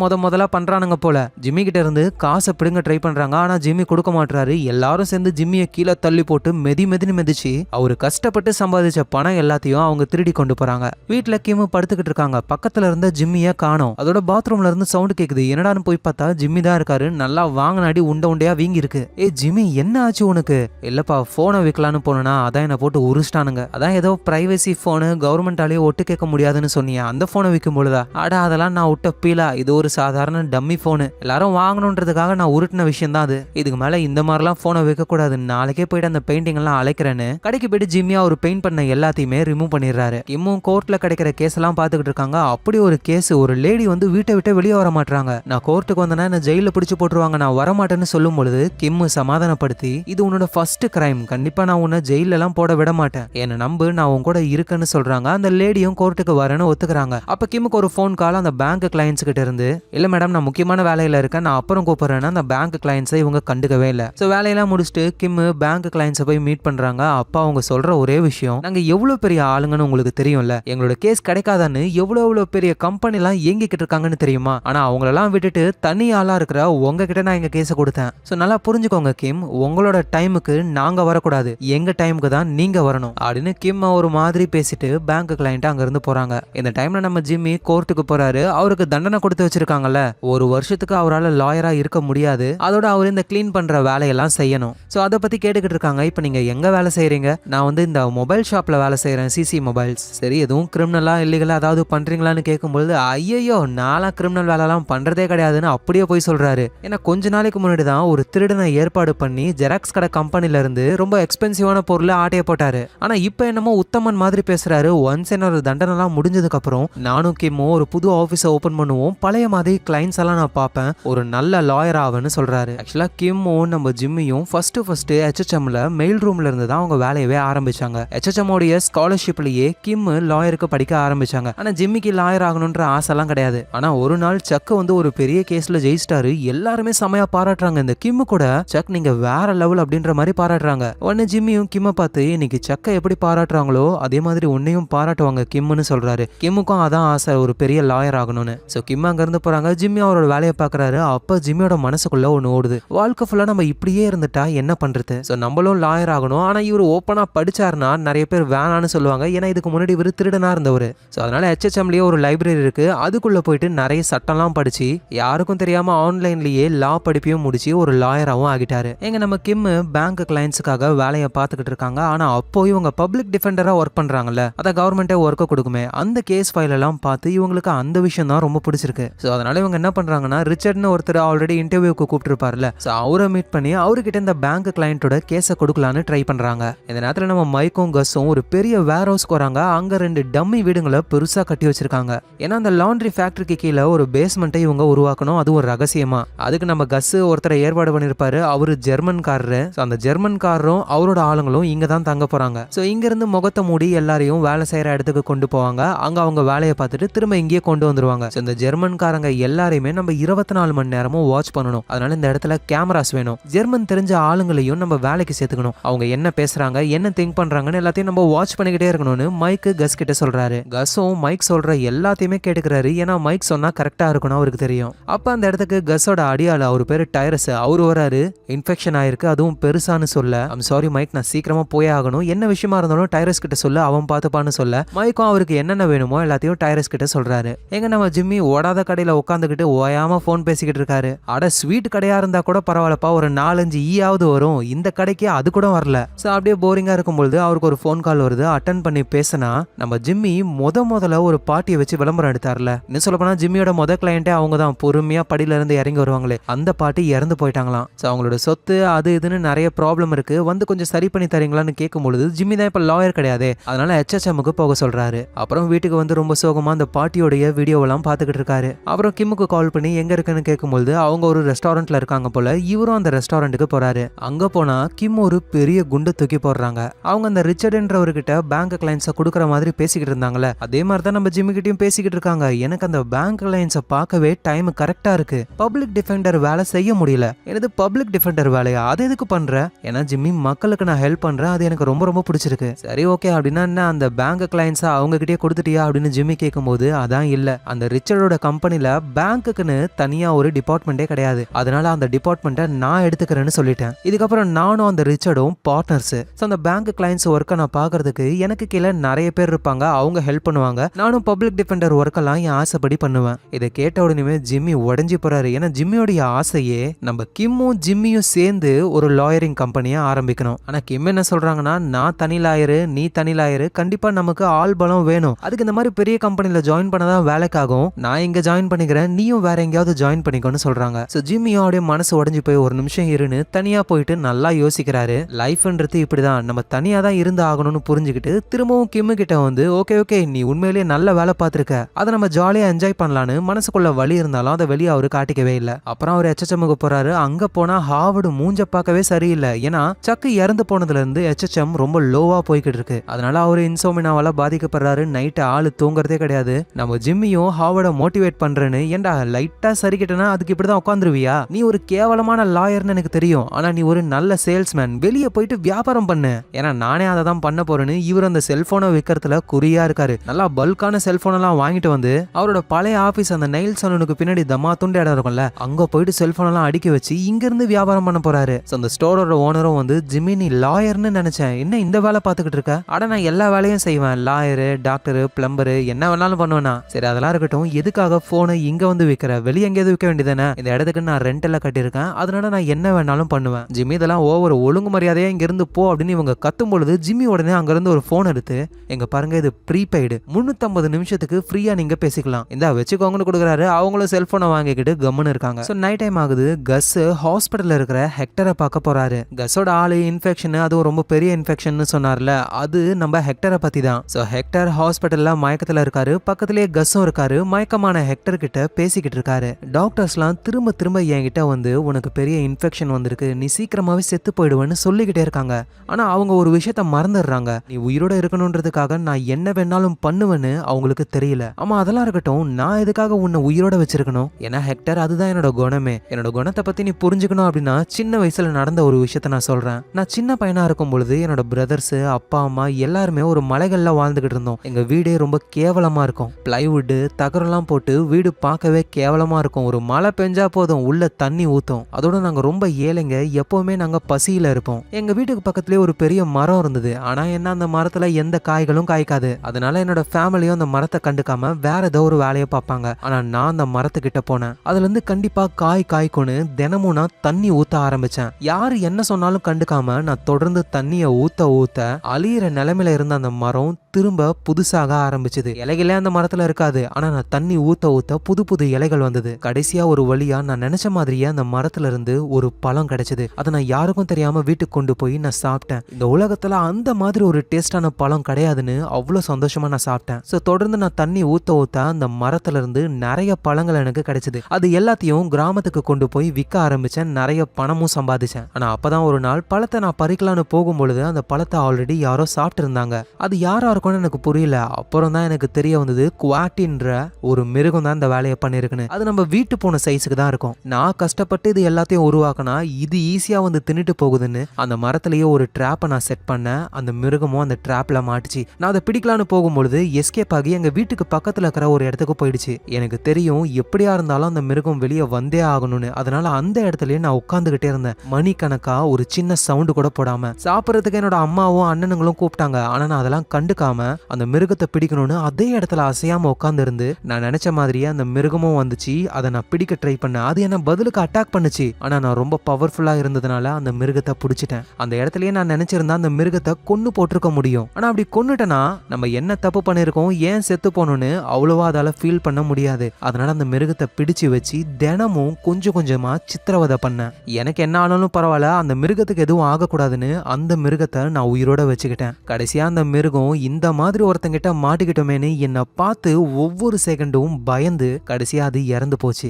எப்படின்னு கஸ் மரண பங்கமா ஒரு டயலாக பேசிட்டு அங்கிருந்து போறாரு. இந்த கதையில இவர் சொன்ன அந்த மிருகம் வேற யாரும் இல்லை, நம்ம ஹெக்டர் தான். அப்புறம் அந்த மரம் பழம்லாம் சொன்னார்ல, அது எல்லாமே இவர் பண்ற சரக்கு பிசினஸ். ஆனா உண்மையிலேயே இந்த சீரீஸ்லயே நம்ம கஸ் பேசின இந்த டயலாக் தான் வேற லெவல். கஸோட லாண்ட்ரி ஃபேக்டரிக்கு கீழே ஒரு பேஸ்மெண்ட்டை இவங்க உருவாக்கணும். அதுக்காக ஜெர்மன் ஆளுங்க எல்லாருமே வராங்க. அவங்களுக்குன்னு ஒரு வேர் ஹவுஸை ரெடி பண்றாங்க. மைக்கும் அவங்க எல்லாருக்கிட்டையும் பேச ட்ரை பண்றாரு. அதுல ஒரு ஒர்க்கர் இருக்காரு, அவர் பேர் காய். மைக்கு கூப்பிடுறாரு, அந்த காய் வரவே மாட்டான். அதுக்கப்புறமா திட்டி கூப்பிட்டதுக்கு அப்புறம் தான் வராரு. ரொம்ப கேர்லெஸ்ஸா எதை பத்தியும் கண்டுக்காம ஜாலியா இருக்காரு ஆளு. அப்புறம் மைக்கும் இவங்க எல்லாருக்கிட்டையும் மொத்தம் 2 வீடு இருக்கு, 4 பெட்ரூம், நீங்க எல்லாரும் இங்கே தங்கிக்கலாம், அதோட கிச்சனும் இருக்கும், என்ன வேணாலும் சமைச்சுக்கலாம். உங்களுக்கு ஏதாவது வேணும்னா ஜஸ்ட் அந்த லிஸ்ட்டை மட்டும் எழுதி கொடுத்தீங்கன்னா போதும், எங்க ஆளுங்க உங்களுக்கு வாங்கி கொடுத்துருவாங்க. ஸோ இந்த இடத்த விட்டு வெளியே போக ட்ரை பண்ணாதீங்க. ஒன்ஸ் இங்க இருந்து நீங்க வெளியே போறீங்கன்னா வேலைக்கு போவீங்க, திரும்ப இங்கேயே நாங்க கொண்டு வந்து விட்டுருவோம். ஸோ அப்படின்னு மைக்கு ஸ்ட்ரிக்டா பேசுறாரு. ஆனா அந்த காயின்றவர் மட்டும் அவ்வளவா கண்டுக்கவே மாட்டாரு. அப்புறம் மைக் அங்க இருந்து வெளியே போயிட்டு இங்க இருக்கிற எல்லாரையுமே வாட்ச் பண்ண நிறைய கேமராஸ் இருக்கு. அந்த கேமராவை அப்படியே லைவா பாக்குறதுக்கு ஒருத்தரை அப்பாயிண்ட் பண்றாங்க. மைக்கும் போயிட்டு அவரை மீட் பண்ணி நீ என்ன பண்ணுவியோ தெரியாது, வாட்ச் பண்ணிக்கிட்டே இருக்கணும், அதுவும் முக்கியமா தோர்கானே இவன் பேரு காய், இவனை மட்டும் நல்லா டீப்பா வாட்ச் பண்ணுன்னு சொல்றாரு. ஸோ அகைன் நைட் டைம் ஆகுது. நம்ம ஜிம்மி இருக்கிற எல்லா செல்போனையும் வைக்கணும்னா அதுக்கு ஒரே வழி இந்த ட்ரக் டீலர்ஸ், இல்லீகலான பிசினஸ் பண்றவங்க இவங்கள மீட் பண்ணி தான் வைக்கணும். ஆனா போயிட்டு விற்கலான்னு பார்த்தா அந்த கண்ணி திருடனுங்க தான் வந்து அடிக்கிறானுங்களே. ஸோ அதனால ஜிம்மியால நிம்மதியா அந்த மொபைல் போன்ஸ் எல்லாம் விற்க முடியல. அதனால அவர் ஒரு பிளானையும் போடுறாரு. நேரா அந்த கண்ணி திருடங்களை கண்டுபிடிச்சு அவங்கள மீட் பண்ணவும் ஆரம்பிக்கிறாரு. தோப்பாடுறா திரும்பவும் வந்திருக்கான், என்ன வாங்கினடி பத்தலையா அப்படின்னு ஜிம்மியை பார்த்தா அவனுங்க நெக்லா பேசுறானுங்க. ஆனா ஜிம்மி அந்த கண்ணி திருடங்க பசங்க கிட்ட இங்க பாருங்கடா, உங்களுக்காக நான் சூப்பரான ஒரு ஜாப் ஆப்பர்ச்சுனிட்டியை கொண்டு வந்திருக்கேன். நான் போயிட்டு இங்க இருக்கிற எல்லாருக்கிட்டையும் செல்போனை விற்கணும். ஆனா நீங்க என்ன அடிச்சு பணத்தை புடுங்கிடுறீங்க. ஆனா இதுவே நீங்க என்ன அடிக்காம என்ன வேலையை செய்ய விட்டீங்கன்னா தினமும் நான் உங்களுக்கு $100 தரேன். உடனே அந்த பசங்களும் நீ திரும்பவும் விற்கப்போ உன்னை அகைன் அடிச்சு உங்ககிட்ட இருந்து எல்லா பணத்தையும் ஆட்டையப்படுவோம். நாங்க எதுக்கடா உங்ககிட்ட இருந்து $100 பணத்தை வாங்கணும், நல்லா புரிஞ்சுக்கோங்க பசங்களா. இப்ப நீங்க என்ன அடிச்சிங்க அப்படின்னா என்கிட்ட இருந்து பணத்தை நீங்க எடுத்துப்பீங்க, அதோட நான் இந்த செல்போன் விற்க வரவே மாட்டேன். ஆனா இதுவே என்ன செல்போன் விற்க நீங்க விட்டீங்கன்னு வச்சுக்கோங்களேன், தினமும் உங்களுக்கு $100 வந்துகிட்டே இருக்கும். யோசிச்சு பாருங்க, நீங்க எந்த வேலையும் பண்ண தேவையில்லை, தினமும் $100 உங்க கை மேல வரும். அந்த கன்னி திருடங்களும் நல்லா யோசிக்கிறானுங்க, நீ என்ன எங்களுக்கு பிச்சையா போட போற, எங்களுக்கு தேவையான பணத்தை நாங்க எப்படியாவது ஆட்டையை போட்டுப்போம், இப்போ உங்ககிட்ட இருக்கிற பணத்தெல்லாம் ஒழுங்கு மரியாதையா கொடுன்னு கத்திய வச்சு மிரட்டுறானுங்க. நம்ம ஜிம்மிக்கு என்ன பண்றதுன்னு தெரியல. தம்பிங்களா சொல்றத கேளுங்கடா, இது ஒரு நல்ல வாய்ப்புடா. யோ நீ ரொம்ப ஓவரா பேசுற, ஒழுங்கு மரியாதையா பணத்தை எடுன்னு அவங்க மிரட்டும் பொழுது ஜிம்மி உடனே அங்க இருந்து எஸ் ஆகி ஓடுறாரு. பின்னாடியே அந்த கன்னி திருடங்களும் தரத்துக்கிட்டே வராங்க. ஒரு முட்டு சந்தில போயிட்டு நம்ம ஜிம்மி மாட்டிக்கிறாரு. பாத்தியா இவ்வளோ தூரம் எங்களை ஓட விட்டியே, அதுக்கு எக்ஸ்ட்ராவா உங்ககிட்ட இருந்து செல்போன்ஸ் எல்லாம் நாங்க ஆட்டைய போட போறோம், அவ்வளவுதான் நீ மாட்டினு அந்த கன்னி திருடங்க வரும்பொழுது அவங்களுக்கு பின்னாடி 2 பேரு முகத்துல மாஸ்க போட்டுக்கிட்டு கையில கன்னை வச்சுக்கிட்டு வராங்க. அவங்கள பார்த்த உடனே கன்னி திருடங்களுக்கு என்ன பண்றதுன்னே தெரியல. நம்ம ஜிம்மியும் சீனா தம்பிங்களா எனக்கும் ஃப்ரெண்ட்ஸ் எல்லாம் இருக்காங்கடான்னு சொல்றாரு. அப்புறம் இந்த கன்னி திருடங்களை ஒரு இடத்துக்கு கொண்டு போய் தலைகீழா கட்டுறாங்க. அப்புறம் கையில ஒரு பேஸ்பால் பேட்டை வச்சுக்கிட்டு சுத்தி இருக்கிற எல்லா பொருளையும் அடிச்சு உடைச்சுக்கிட்டே வராங்க. இதே மாதிரிதான் இவனுங்க மூஞ்சும் உடைய போகுது. பயத்துல இந்த 3 பேரும் அலறானுங்க. நம்ம ஜிம்மி அந்த பசங்க கிட்ட என்னடா பசங்களா ஸ்பீடா வேணுமா இல்ல ஸ்லோவா வேணுமா, ஆனா ரெண்டுமே பயங்கரமா வலிக்கும். ஆனா அந்த பசங்களால பேச முடியல, ஏன்னா வாயில டேப் போட்டிருக்காங்க. ஜிம்மியும் ஒருத்தரோட அவனோட டேப்பை ரிமூவ் பண்ணும்போது யோ யோ யோ ப்ளீஸ் என்ன விட்டுறியா, உன் பக்கத்துல நாங்க வரவே மாட்டோம். அட இங்க உயிருக்கு பயந்து சொல்றீங்க, நாளைக்கு என்ன திரும்பவும் அடிச்சீங்கன்னா நான் என்ன செய்யறது? ஐயோ சத்தியமா சொல்றேன், இப்ப மட்டும் எங்களை விட்டுரு, இதோட உன் மூஞ்சில கூட நாங்க முழிக்க மாட்டோம். ஆனா உன்ன மாதிரியே நிறைய கண்ணி திருடங்க சுத்திக்கிட்டு இருக்கானுங்களே, அவனுங்க என்ன அடிப்பானுங்களே, யாரும் உன்னை எதுவும் பண்ண மாட்டாங்க, சுத்தி இருக்கிற எல்லாருக்கிட்டையும் செல்போன் வைக்கிற மேல கை வைக்காதீங்கன்னு நாங்களே சொல்றோம், ப்ளீஸ் என்ன விடுன்னு கெஞ்சுறாங்க. இந்த கண்ணி திருடங்க உயிர் பயத்துல நடுங்கி போயிருக்கானுங்க. இதுதான் ஜிம்மிக்கும் வேணும். சரி ஓகேன்னு அந்த கண்ணி திருடங்களை விட்டுறாரு. அதோட ஜிம்மிக்கு ஹெல்ப் பண்ண 2 பேர் வந்தாங்களா, அது யாருன்னு பார்த்தா நம்ம மார்க் ஹென்ரியும் அப்புறம் இன்னொருத்தர். இவங்க 2 பேரும் தான் பிரேக்கிங் பேட்ல நம்ம ஜிம்மிக்கான நிறைய வேலையை செய்வாங்க. ஸோ இதுக்கப்புறம் ஜிம்மியும் நிம்மதியா மொபைல் போனை விற்கலாம், அவருக்கு எந்த ப்ராப்ளமும் இல்லை. போன எபிசோட்ஸ்ல கிம்மு வந்து வேற ஒரு கம்பெனில ஜாயின் பண்ணிட்டாங்க. இதனால கிம்முக்கும் ஜிம்மிக்கும் இடையில விரிசல் விட ஆரம்பிக்குது. கிம் அவங்க வேலையை பாக்குறாங்க, நம்ம ஜிம்மியும் மார்க் ஹென்றி கூட சேர்ந்து அந்த செல்போன் பிசினஸ் பண்ணிக்கிட்டு இருக்காரு. ஸோ இப்படியே இவங்க 2 பேரும் ஒன்னா இருந்தாலும் ஒரு பிரிஞ்சு இருக்கிற வாழ்க்கையை தான் வாழ்ந்துகிட்டு இருக்காங்க. இந்த கிம் ஒர்க் பண்ற ஆபீஸ்ல ஒரு பார்ட்டி வச்சிருக்காங்க போல. கிம் நம்ம ஜிம்மியும் கூட்டிட்டு போறாங்க. ஜிம்மி அங்க போறாரு, ஜாலியா எல்லாரும் கூடவும் பேசுறாரு. அப்ப கிம்மோட ஆபீஸையும் பாக்குறாரு. அது ரொம்ப பெருசா இருக்கு. ஜிம்மி அவரோட காலாலேயே அது எவ்வளவு பெருசா இருக்குன்னு அளவெடுக்கிறாரு. சரி ரொம்ப நல்லா ஜாலியா இருக்கா, நம்ம ஒன்னும் இல்லாம இருக்குமேனு ஜிம்மிக்கு ரொம்ப சோகமா இருக்கு. அதனால நல்லா குடிச்சிட்டு அங்க இருக்கிறவங்க முன்னாடி காமெடின்ற பேர்ல லூசுத்தனமா என்னென்னமோ பண்றாரு. பத்தாததுக்கு ரிச்சர்டுன்ற ஒரு முன்னாடியே ஒரு பாம்லாம் போடுறாரு. ஐம் சாரி காய்ஸ், நான் வயித்துக்குள்ள ஏரோப்ளேன் வச்சிருக்கேன், அதுதான் அப்படி சவுண்ட் போடுதுன்னு இவரே கலாய்ச்சிக்கிறாரு. ஸோ கிம்முக்கு எல்லாரும் முன்னாடியும் அவமானம் ஆகுது. அங்கிருந்து ஜிம்மியை கூட்டிட்டு அவங்க வந்துடுறாங்க. ஸோ இதுக்கப்புறம் நம்ம ஜிம்மின்னு கூப்பிட தேவையில்லை, சால்னே கூப்பிடலாம். ஏன்னா இவரு இந்த மொபைல் போன்ஸை விற்கிறதையே என்னமோ போதை பொருளை விற்கிற மாதிரி அவ்வளோ கெத்தா பண்றாரு. அதோட ஜிம்மின்ற பேர்ல அவர் விற்கல, சால் குட்மேன்ன்ற பேரை தான் யூஸ் பண்றாரு. எனக்கும் ஜிம்மின்னு கூப்பிட்டு முடியல. ஒரு வழியா எப்படியோ அவரை நம்ம சால்னு கூப்பிட போறோம். ஆனா இன்னும் அபிஷியலா நம்ம அவரை சால்னு கூப்பிட முடியாது. அப்பப்ப சாலு, அப்பப்ப ஜிம்மி. ஸோ எல்லாரும் என்னமோ போதை பொருளை வாங்குற மாதிரி வந்து சால் கிட்ட வாங்கிட்டு போறாங்க.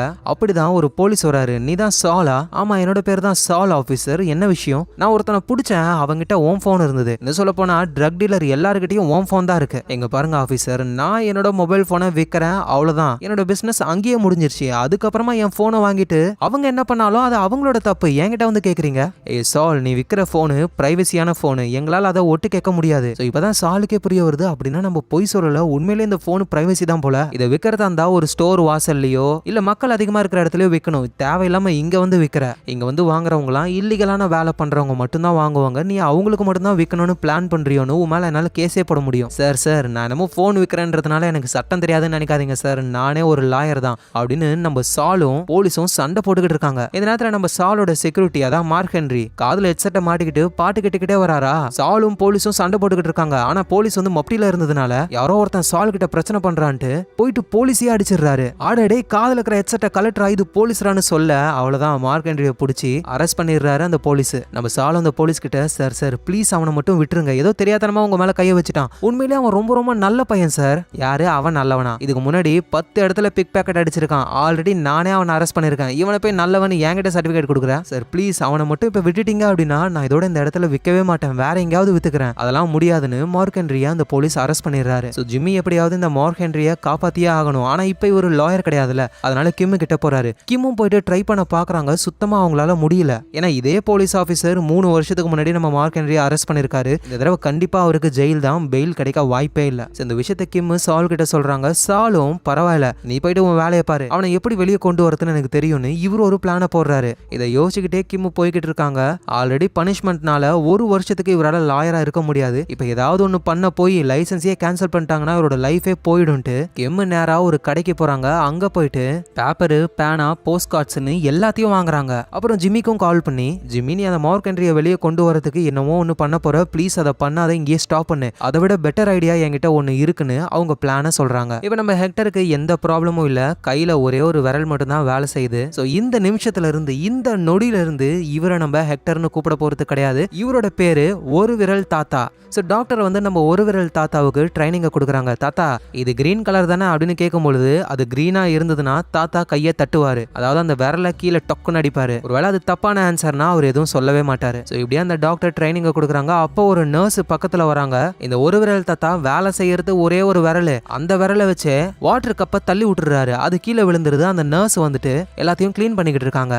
அதாவது அந்த நர்ஸ் ரொம்ப அழகா இருக்காங்க போல, அந்த நர்ஸை பார்க்கணுன்றதுக்காகவே தாத்தா அந்த பிளான போட்டிருக்காரு. அட கிழட்டு பயலே, சர்வமும் அடங்கி ஆளு உட்காந்துக்கிட்டு இருக்காரு. இந்த நேரத்துல உனக்கு பொம்பளை சோக்கு கேக்குதோ? சரி அவரை விடுங்க. நம்ம கஸ் இப்போ ஒரு பேஸ்மெண்ட்டை உருவாக்க போறாரு. அதுக்காக ஜெர்மன் ஆளுங்களாம் வந்திருக்காங்க. அவங்க இப்போ ஒரு வேர் ஹவுஸ்ல தங்கிக்கிட்டு இருக்காங்க. அங்க இருந்து ஒரு வேன் மூலியமா அந்த லாண்ட்ரி ஃபேக்டரிக்கு வருவாங்க. அங்க இவங்க வேலை செய்வாங்க. சோ இப்படியே இந்த விஷயம் ரொட்டீனா நடந்துகிட்டே இருக்கு. நம்ம ஒரு விரல் தாத்தாவை பாத்துக்கிற டாக்டர் கஸ மீட் பண்ணி அந்த தாத்தா ரொம்ப நல்லாவே தேறிக்கிட்டு வராரு. வேணா இந்த வீடியோவை பாருங்க. நான் கேட்கிற எல்லா கேள்விகளுக்கும் அவர் கரெக்டா பதில் சொல்றாருன்னு ஒரு வீடியோவா காட்டுறாங்க. கஸ் அந்த வீடியோவை பார்க்கும்போது தான் நம்ம ஒரு விரல் தாத்தா வேணும்னே அந்த தண்ணியை கீழே தள்ளி விடுறாரு. அதை ஒரு நர்ஸ் வந்து கிளீன் பண்றாங்க. அந்த நர்ஸை வந்து ஒரு விரல் தாத்தா பாக்குறாரு. இது எல்லாத்தையும் கஸும் பாக்குறாரு. பரவாயில்லையே, அந்த கிழவன் முழுசா குணமாயிட்டான் போலயே.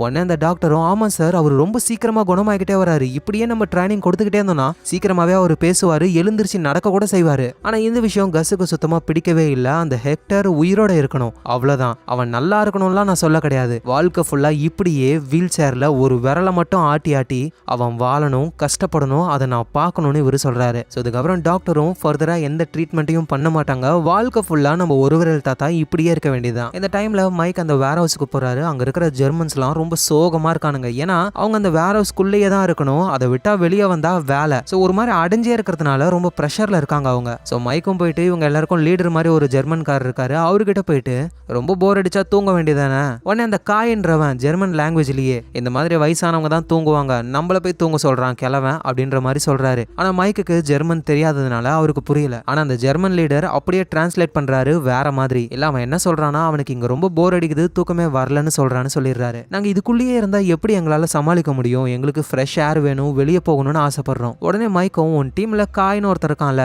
அவனை மட்டும் திரும்ப ஜெர்மனுக்கு அனுப்பலாம்னு நாங்க பேசிக்கிட்டு இருக்கோம், என்ன சொல்ற அப்படின்னு கேட்கும் பொழுது அந்த ஜெர்மன் லீடரும், ஐயோ முடியாதுப்பா, காய் தான் எனக்கு இருக்கிற பெஸ்ட் ஆளு, அவன் இங்க இருந்து போயிட்டானா அவ்வளவுதான், வேலையே ஒழுங்கா நடக்காதுன்னு அந்த லீடர் சொல்றாரு. சரி ஓகே, உங்க எல்லாருக்கும் போர் அடிக்குதுன்னு ஒரு கிளப்புக்கு கூட்டிட்டு போறாரு மைக்கு. ஆனா அங்க வந்து அந்த காயின்ற ஒரு சும்மா இல்லாம அங்க பிரச்சனை பண்ண மைக் அந்த காயை மட்டும் வேர் ஹவுஸுக்கு அனுப்பிடுறாரு. இந்த ஜெர்மன் குரூப்புக்கு லீடர் ஒருத்தர் இருக்காருல, அவரும் அவரோட வேலையை பத்திலாம் பார்ல இருக்கிறவங்க கிட்ட பேசுறாரு. மைக்கு கடுப்பாகி எல்லாரையும் வேர் ஹவுஸுக்கு கூட்டிட்டு போயிடுறாரு. அடுத்த நாள் ஆகுது, எல்லாரும் வேலை கிளம்புறாங்க. மைக் அந்த ஜெர்மன் லீடர் கிட்ட, நேத்து நீ பார்ல வந்தவங்க கிட்டலாம் நம்ம என்ன கட்டிக்கிட்டு இருக்கோம்னு வளரிக்கிட்டு இருந்த, எங்க பாருங்க நான் ஏதோ தெரியாம குடி போதையில வளரி இருப்பேன், கண்டுக்காதீங்க. உடனே மைக்கும், உனக்கு புரிய மாட்டேங்குது, எந்த மாதிரி ஆளுகிட்ட நீ ஒர்க் பண்ணிக்கிட்டு இருக்கன்னு தெரியுமா, சின்னதான் அந்த விஷயம் வெளியே தெரிய வந்தது அப்படின்னாவே உங்கள ஒருத்தம் கூட உயிரோட போக மாட்டீங்க, அதனால மனசுல வச்சுக்கிட்டு ஒழுங்கா வந்த வேலையை மட்டும் பார்த்துக்கிட்டு உங்க ஊருக்கு போய்கிட்டே இருங்க, இல்லைன்னா உங்க ஊருக்கு உங்களோட டெட் பாடிஸ் தான் போகுன்னு மைக்கு மிரட்டுறாரு. நம்ம ஒருவரல் தாத்தா ஹாஸ்பிட்டல்ல இருக்காரு, டியூகோ ஜெயில இருக்காரு. சின்ன மொட்டையும் பெரிய மொட்டையும் ஒரு கேங்கே காலி பண்ணிட்டு அவங்க சேஃபா பதுங்கி இருக்காங்க. அதனால ஏரியால இருக்கிற டீலர்ஸ் கிட்ட இருந்து பணத்தை வாங்குறது நேச்சோட பொறுப்பு. சோ நேச்சோ லீடர் மாதிரி உட்காந்துக்கிட்டு இருக்க கிரேசின்னு ஒருத்தர் தான் பணத்தை கலெக்ட் பண்றாரு. ஆல்ரெடி நேச்சோ கிட்ட அடி வாங்கினவர் தான் இந்த கிரேசி. சோ உடம்பெல்லாம் நகையை போட்டுக்கிட்டு ஒருத்தர் பணத்தை கொடுக்க வராரு. பணம் கொஞ்சம் கம்மியா இருக்கு, கவலைப்படாதீங்க அடுத்த வாரம் கொடுத்துறேன்னு சீனா சொல்லிட்டு போகும்போது நேச்சோ அந்த நகை போட்டிருக்கிறவரை கூப்பிட்டு காதுல இருக்கிற கம்பலை அப்படியே பிடிச்சி இழுத்துறாரு. என்ன ஆனாலும் சரி கொடுக்க வேண்டிய பணத்தை கொடுத்துட்டு மத்த வேலையை நீ பாருன்னு மிரட்டுறாரு நேச்சோ. அப்புறம் நேச்சோ அவரோட வீட்டுக்கு போறாரு. அவரு பங்கு பணத்தெல்லாம் வீட்டுல ஒரு லாக்கர் இருக்கு, அங்க பதுக்கி வைக்கிறாரு. அப்புறம் அடுத்த வாரம் அகைன் கலெக்ஷனுக்கு போகும்பொழுது ஹோட்டலுக்குள்ள வேற யாரோ இருக்காங்க. யாரான்னு போயிட்டு நேச்சோவும் பார்க்கும் பொழுது அது நம்ம டியூகோவோட ரிலேஷன் தான். பிசினஸ்லாம் ஒழுங்கா போகுதான்னு இந்த கடையில வேலை செய்யற மாதிரி எல்லாத்தையும் செக் பண்ண போறாராம். சோ நேச்சோவுக்கும் புரிய வருது, இவனுங்களும் நம்மள முழுசா நம்பவே இல்ல, சோ என்ன பண்ணலான்னு யோசிக்கிறாரு. இப்படிங்க இந்த விஷயங்கள் நடந்துகிட்டு இருக்க கிம்மும் சால் கிட்ட பிளான சொல்றாங்க. சோ எல்லாத்தையும் கேட்டு சால் ஒரு பஸ்ல ஏறுறாரு. அது ரொம்ப தூரம் டிராவல் பண்ற பஸ் போல. அந்த பஸ்ல உட்காந்துக்கிட்டு லெட்டரா எழுத ஆரம்பிக்கிறாரு. சோத்து கையில ஒரு லெட்டர், பீச கையில ஒரு லெட்டர்னு மாத்தி மாத்தி எழுதுறாரு. அதோட எல்லா லெட்டரையும் வேற வேற பென்ல எழுதுறாரு. கிம்மு தான் எல்லாத்தையும் வாங்கி கொடுத்துருக்காங்க. ஒரு கட்டத்துக்கு மேல இவர் என்னதான் எழுதினாலும் ஒரே மாதிரி ஹேண்ட் ரைட்டிங் தான் வருது. அதனால அந்த பஸ்ல வரவங்க கிட்டயே எனக்காக நீங்க ஒரு லெட்டரை எழுதி தரணும், $10 தரேன்னு காசுக்கு எல்லாருக்கிட்ட இருந்தும் லெட்டரை வாங்க ஆரம்பிக்கிறாரு. அப்புறம் இருக்கிற எல்லா லெட்டரையும் வேற வேற போஸ்ட் ஆபீஸ்ல போடுறாரு. அதுவும் யாரோட அட்ரஸ்க்கு அனுப்புறாருன்னா மார்க் ஹென்ரியோட கேஸை நடத்துற ஜட்ஜோட அட்ரஸ்க்கு அனுப்பிடுறாரு. அந்த ஜட்ஜு என் வீட்டுக்கு பாருங்க எவ்வளவு லெட்டர் வந்திருக்குன்ட்டு. உண்மையிலேயே அந்த போலீஸ்காரன் அரெஸ்ட் பண்ணது ஒரு பிக் பேக்கெட் அடிக்கிறவனையா இல்ல மகாத்மா காந்தியவா அந்த மாதிரி எழுதிருக்கானுங்கன்னு சொல்றாரு. சோ இந்த லெட்டர்ஸ் எல்லாம் ஒரு வக்கீல் கிட்ட கொடுக்குறாரு. அவங்க அந்த லெட்டர்ஸை பிரிச்சு பாக்குறாங்க. அந்த மார்க் ஹென்ரி ரொம்ப ரொம்ப நல்லவர், எனக்காக எவ்வளவு ஹெல்ப் பண்ணுவாருன்னு தெரியுமா, அவரை மட்டும் அரெஸ்ட் பண்ணீங்கன்னா நாங்க பெரிய லெவல்ல ஒரு போராட்டமே நடத்துவோம், அப்படி இப்படின்னு ஒவ்வொரு லெட்டரும் அந்த மார்க் ஹென்ரிக்கு சப்போர்ட்டா இருக்கு. இவ்வளவு லெட்டர்ஸ் வர அளவுக்கு அந்த அளவுக்கு அவன் பெரிய ஆளான்னு லெட்டர்ஸை கிராஸ் செக் பண்ணலான்னு சில லெட்டர்ஸ்ல எல்லாம் போன் நம்பர் இருக்கு. அந்த நம்பருக்கு அந்த வக்கீல் கால் பண்றாங்க. பார்த்தா நம்ம சாலு தான் உட்காந்துக்கிட்டு இருக்காரு. அவருக்கு முன்னாடி ஃபுல்லா ஒரே மொபைல் போன்ஸா இருக்கு. ஏன்னா அவர் மொபைல் போன் பிசினஸ் தானே பண்ணாரு. அந்த போனை அப்படியே இதுல இன்வெஸ்ட் பண்ணி அந்த லாயர் கால் பண்ணும்பொழுது எந்த போன் ரிங் அடிக்குதோ அந்த நம்பருக்கு எந்த பேரை வச்சு அவங்க லெட்டர் எழுதினாங்களோ அந்த பர்சனாவே இவங்க பேசுற மாதிரி நடிப்பாங்க. சோ ஹெல்ப்புக்காக அந்த விஸ்காம் பசங்களையும் கூப்பிடுறாரு. அவங்களும் வேற லெவல்ல பேசுறானுங்க. அப்ப திடீர்னு ஒரு மொபைல் போன் ரிங் அடிக்குது. அது யாரோட பேரான்னு பார்க்கும்போது ஒரு ஒரு சர்ச் ஃபாதரோட பேரு. பக்கத்துலயே ஒரு டேப் ரெக்கார்டர் இருக்கு. அதை ஆன் பண்ண உடனே சர்ச்சில் பாடுற மாதிரி அல்லோலாயெல்லாம் பாடுறாங்க. நம்ம சாலும் ஒரு ஃபாதர் மாதிரி அந்த லாயர் கிட்ட பேசுறாரு. ஃபாதர், நாங்க ஒருத்தர் அரெஸ்ட் பண்ணிருக்கோம், அவருக்கு சப்போர்ட்டா நீங்க லெட்டர் எழுதிருக்கீங்க. ஓ, அந்த தம்பியா? அவன் ரொம்ப ரொம்ப நல்லவுமா, கர்த்தருடைய ஆசி பெற்றவன், ஒழுங்கா அவனை விட்டுருங்க, இல்லனா உங்களுக்கு நரகம் கன்ஃபார்ம்னு பயம்புறுத்தி வேற விடுறாரு சாலு. சோ இதெல்லாம் கேட்கிற அந்த லாயரும் பயந்து போறாங்க. அதனால மார்க் ஹென்ரிக்கு அவ்வளவு பெரிய தண்டனைலாம் கொடுக்காம ஃப்ரீயாவே விட்டுறாங்க. சோ இதுதான் கிம்மோட பிளான். அதை நம்ம சாலு வேற லெவல்ல பண்ணி இப்போ மார்க் ஹென்ரிய வெளியே கொண்டு வந்துட்டாரு. டியூகோவுடைய ரிலேஷன் ஒருத்தர் வந்திருக்காருல, அவரோட பேரு லாலோ. அந்த லாலாவும் நேச்சோவும் நம்ம ஒரு விரல் தாத்தாவை பார்க்க போறாங்க. அவரு பாவமா வீல் சேர்ல உட்காந்துக்கிட்டு இருக்காரு. லாலாவை பார்த்த உடனே அவருக்கு சந்தோஷம். அங்கிள் ஹெக்டர், நான் பேசுறது உங்களுக்கு கேக்குதான்னு கேட்கும் பொழுது நம்ம ஒரு விரல் தாத்தாவும் அவரோட ஒரு விரல ஆட்டுறாரு. இதுக்கு என்ன அர்த்தம் அப்படின்னு கேட்கும் பொழுது அவர் விரல ஆட்டினாரு அப்படின்னா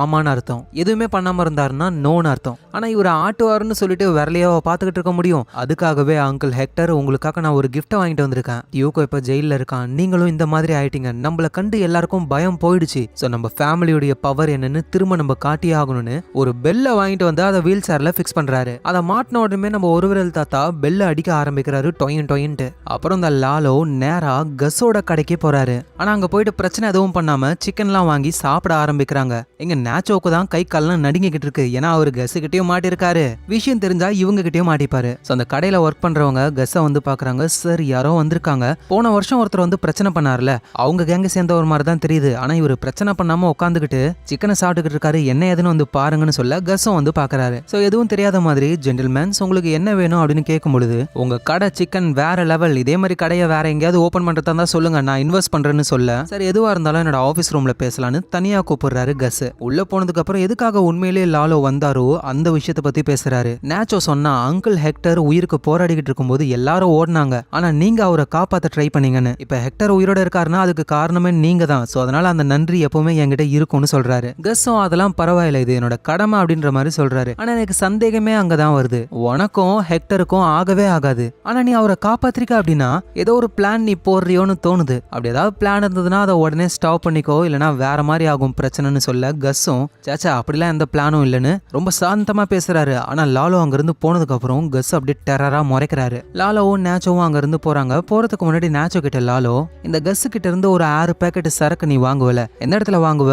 ஊருக்கு ஒதுக்குப்புறமா ஒரு கோழி பண்ணை இருக்கு, அங்கதான் தருவாரு. சரி வண்டி அங்க ஓட்டுன்னு சொல்ல 2 பேரும் அந்த கோழி பண்ணைக்கு போறாங்க. சோ நம்ம ஜிம்மியும் ஒரு வழியா பனிஷ்மெண்ட்லாம் முடிஞ்சு லாயர் ஆக போறாரு. அதுக்காக ஒரு மீட்டிங் இருக்கு. அங்கேயும் போயிட்டு ஜிம்மி வந்து இது வரைக்கும் நான் தப்பு பண்ணிட்டேன், ஆனா இதுக்கப்புறம் நான் பண்ண மாட்டேன் அப்படின்ற மாதிரி சொல்றாரு. அவங்களும் சரி ஓகே, ஒரு 4 நாள்ல நாங்க பதில் சொல்றோம் அப்படின்னு சொல்றாங்க. ஆனா நம்ம சாலுக்கு தான் ரொம்ப நாள் வெயிட் பண்றது பிடிக்காதே. அந்த மீட்டிங் ரூம்லயும் ஒரு லேடி இருந்தாங்க, அவங்கள தனியா பிடிச்சி எனக்கு லைசன்ஸ் கொடுத்துட்டாங்களா இல்லையா அப்படின்னு கேட்கும் பொழுது அந்த லேடி உங்களுக்கு லைசன்ஸ் கொடுக்கலன்னு சொல்றாங்க. இவரும் போயிட்டு அந்த இன்டர்வியூ எடுத்த ஒரு ஆளை பிடிச்சி, சார் உங்களுக்கு என்ன ஆச்சு, நான் தான் எல்லாத்துக்கும் கரெக்டா பதில் சொன்னேன், எதுக்கு எனக்கு லைசன்ஸ் கொடுக்கவே இல்லை? ஏன்னா இந்த லாயர் தொழில நீங்க சின்சியரா இல்ல, அதனால உங்களுக்கு லைசன்ஸ் கொடுக்கல. ஆனா கவலைப்படாதீங்க, அடுத்த வருஷம் நீங்க திரும்பவும் அப்ளை பண்ணுங்க, மேபி அப்போ உங்களுக்கு கிடைக்க வாய்ப்பு இருக்குன்னு சொல்றாங்க. எங்க கிம்மு வந்து திரும்பவும் ஜிம்மி லாயர் ஆக போறாருன்னு அவருக்காக புது காஃபி மகள்லாம் ரெடி பண்றாங்க. ஆனா இவர் தான் லாயர் ஆகலையே, டென்ஷன்ல வர்றாரு. காரை கண்ணா முன்னான்னு ஓடிட்டு வந்து கிம்மு கிட்ட வேற கத்த ஆரம்பிக்கிறாரு, அந்த அளவுக்கு டென்ஷன். ஆக்சுவலா என்ன ப்ராப்ளம்னா, ஜிம்மி வந்து சின்சியரா இல்ல.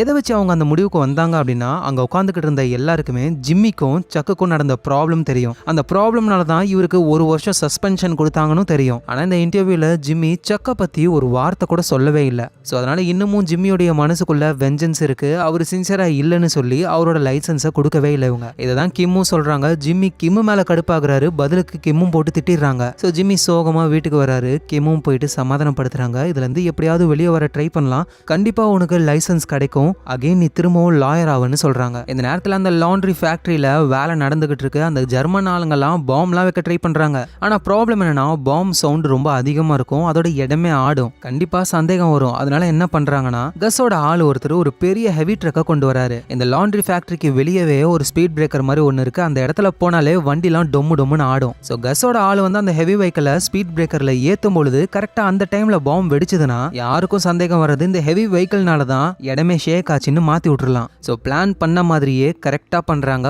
வேற லெவல் சக்சஸ்.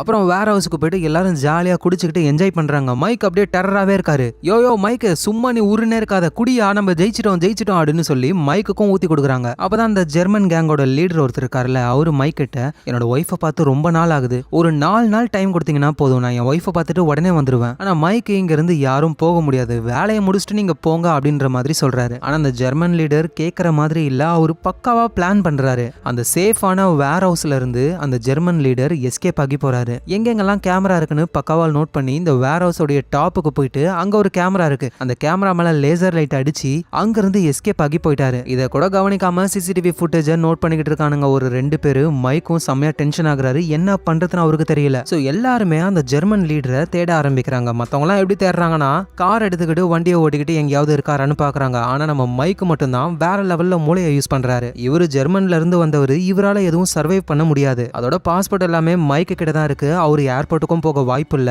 எனக்கு தெரிஞ்ச அவருக்கு பணம் வேணும். கண்டிப்பா அவரோட ஒய்ஃபுக்கு கால் பண்ணி வயர் டிரான்ஸ்ஃபர் மூலியமா ஜெர்மன்ல இருந்து அமெரிக்காவுக்கு பணம் வந்திருக்கணும். அந்த பணத்தை அவர் கலெக்ட் பண்ண இந்த மணி எக்ஸ்சேஞ்சுன்ற இடத்துக்கு தான் போயிருக்கணும். ஆனா இங்க நிறைய பிரான்ச்சஸ் இருக்கு. சோ மைக் உடனே வயர் டிரான்ஸ்ஃபர் இடத்துக்கு கால் பண்றாரு. அந்த ஜெர்மன் லீடர் மாதிரியே பேசுறாரு. என்னோட ஒய்ஃபை நான் ஜெர்மன்ல இருந்து பணம் அனுப்ப சொன்னேன், அதுவும் இப்பதான் அனுப்ப சொன்னேன். எந்த பிரான்ச்சுக்கு அவ அனுப்புனான்னு தெரியல, கொஞ்சம் கேட்டு சொல்றீங்களான்னு கேட்கும் பொழுது அவங்களும் கரெக்டான பிரான்ச் அட்ரஸ் சொல்றாங்க. அங்க நம்ம மைக்கு போறாரு. அங்க போயிட்டு இந்த மாதிரி ஒரு ஆள் வந்தாரான்னு கேட்கும் பொழுது, ஐம் சாரி சார், அவர் வந்திருந்தா கூட என்னால எதுவும் சொல்ல முடியாது, இது கம்பெனி பாலிசிக்கு எதிரானது. நான் ஏன் கேட்கறேன்னா, அவர் வீட்டை விட்டு வந்துட்டாரு, அவருக்கு மென்டலா நிறைய ப்ராப்ளம் இருக்கு, அதோட டயபெட்டிக் பேஷண்ட் வேற. அவரு டேப்லெட் போடலன்னா அவர் இறந்து போக கூட வாய்ப்பு இருக்கு. டேப்லெட் என் கார்ல தான் இருக்கு, நீங்க வேற எதுவும் சொல்ல மாட்டேன்னு வேற சொல்றீங்களே. என்னோட சிஸ்டர் ஜெர்மன்ல இருக்காங்க, அவங்களுக்கு இவன் கால் பண்ணி பணம் கேட்டிருக்கான், அவங்களும் அனுப்பி விட்டுருக்காங்க, இங்க தான் வந்து பணத்தையே எடுத்திருக்கான். அங்க இருந்தவரும் ஹெல்ப் பண்ணுன்றதுக்காக நீங்க சொன்னவர் 1 மணி நேரத்துக்கு முன்னாடி வந்தாரு, இங்க இருக்கிற பே போன்ல 4-5 கால் பண்ணாரு, அதுக்கப்புறமா ஒரு டாக்ஸில ஏறி போயிட்டாரு. சரி, இந்த டாக்ஸியோட நம்பர் உனக்கு தெரியுமா? இல்ல சார், நான் நம்பர் எதுவும் பார்க்கல, அந்த டாக்ஸியோட கம்பெனி பேர் கூட எனக்கு தெரியாது. உடனே மைக்கும் அங்க இருக்கிற சிசிடிவி கேமராவோட ஃபுட்டேஜை காட்டுங்கன்னு சொல்றாரு. ஆனா அந்த ஆளு விட மாட்டாரு. நம்ம மைக்கும் சிசிடிவி ஃபுட்டேஜை காட்டுறீங்களா இல்ல பக்கத்துல இருக்கிற ஹாஸ்பிட்டல்ல உங்களை அட்மிட் பண்ணட்டுமா? அவரும் பயந்து போய் ஃபுட்டேஜை காட்டுறாரு. ஃபுட்டேஜ்ல அந்த டாக்ஸியோட நம்பரும் தெரியல, அந்த டாக்ஸி கம்பெனி பேரும் தெரியல. சோ மைக்கும் என்ன பண்ணலாம்னு யோசிக்கிறாரு. இந்த விஷயத்த கஸ் கிட்ட சொல்றாரு. சோ கஸும் டென்ஷன் ஆகுறாரு.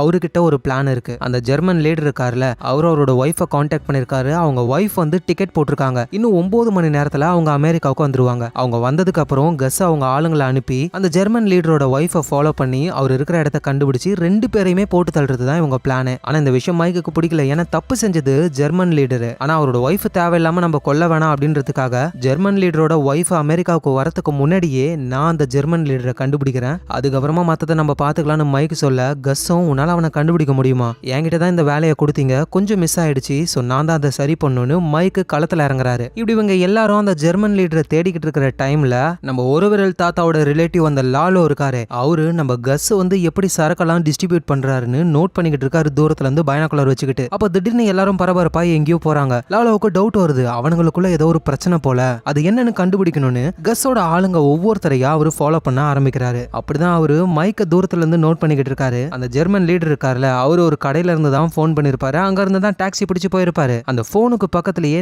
நிறைய பேப்பர்ஸ் எல்லாம் இருக்கு, அதுல நிறைய ஹோட்டல்ஸோட பேர் எல்லாம் போட்டிருக்கு. ஒருவேளை அந்த லீடர் இந்த ஹோட்டல்ஸ்ல இருந்து நம்பரை எடுத்து கால் பண்ணி ஒருவேளை அங்க போயிருக்கலான்னு மைக்கும் ஒவ்வொரு ஹோட்டலா கால் பண்ண ஆரம்பிக்கிறாரு. எப்படியோ ஒரு வழியா அந்த லீடர் இருக்கிற ஹோட்டலையும் அவரு கண்டுபிடிச்சிடுறாரு. ஆனா இப்பதான் மைக்கே நோட் பண்றாரு, நம்மள யாரோ ஃபாலோ பண்றாங்கன்னு. ஃபாலோ பண்றது லாலு தான். சோ மைக் என்ன பண்றாருன்னா, ஒரு பார்க்கிங் லாட் பிளேஸுக்கு போறாரு. அங்க போகும்பொழுதே பேரியர் கிட்ட ஒரு கார்டை நம்ம வாங்கிடணும், திரும்ப நம்ம வெளியே வரும்பொழுது அந்த கார்டை இன்சர்ட் பண்ணா மட்டும்தான் அது ஓப்பனே ஆகும். அந்த மாதிரி கார்டை வாங்கிக்கிட்டு மைக்கு உள்ள போயிட்டு கம்முன்னு உட்காந்துக்கிட்டு பபிள் கம் தின்னுக்கிட்டு இருக்காரு. இந்த லாலவும் இந்த ஆள் எதுக்கு இதுக்குள்ள போறான்னு அவரும் கார்டை வாங்கிட்டு உள்ள போயிட்டு மைக் என்ன பண்றாரோ வாட்ச் பண்ணிக்கிட்டு இருக்காரு. நம்ம மைக்கு அந்த பேரியர் கிட்ட இருந்து ஒரு கார்டு எடுத்தார்ல, அது சைஸுக்கே இந்த பபிள் கம்மையும் அதோட கவரையும் வச்சு ஒரு கார்டு மாதிரி பண்றாரு. அவர் இந்த பார்க்கிங் லாட்ல இருந்து யாராவது வெளியே போகிறாங்களா அப்படின்னு பாத்துக்கிட்டே இருக்கும்போது ஒருத்தர் கார் எடுக்கிறாரு, டக்குன்னு மைக்கு முன்னாடி போயிடுறாரு. சோ இப்ப பேரியர் கிட்ட மைக்கோட கார் இருக்கு, மைக்குக்கு பின்னாடி வேற ஒருத்தரோட காரு, அதுக்கு பின்னாடி தான் லாலுவோடைய கார் இருக்கு. இவங்க எல்லாருமே அவங்க கிட்ட இருக்கிற கார்டை அந்த பேரியர் கிட்ட இன்சர்ட் பண்ணாதான் அந்த பேரியர் ஓபன் ஆகும். மைக் அவரோட கார்டை இன்சர்ட் பண்றாரு, பேரியர் ஓபன் ஆகுது.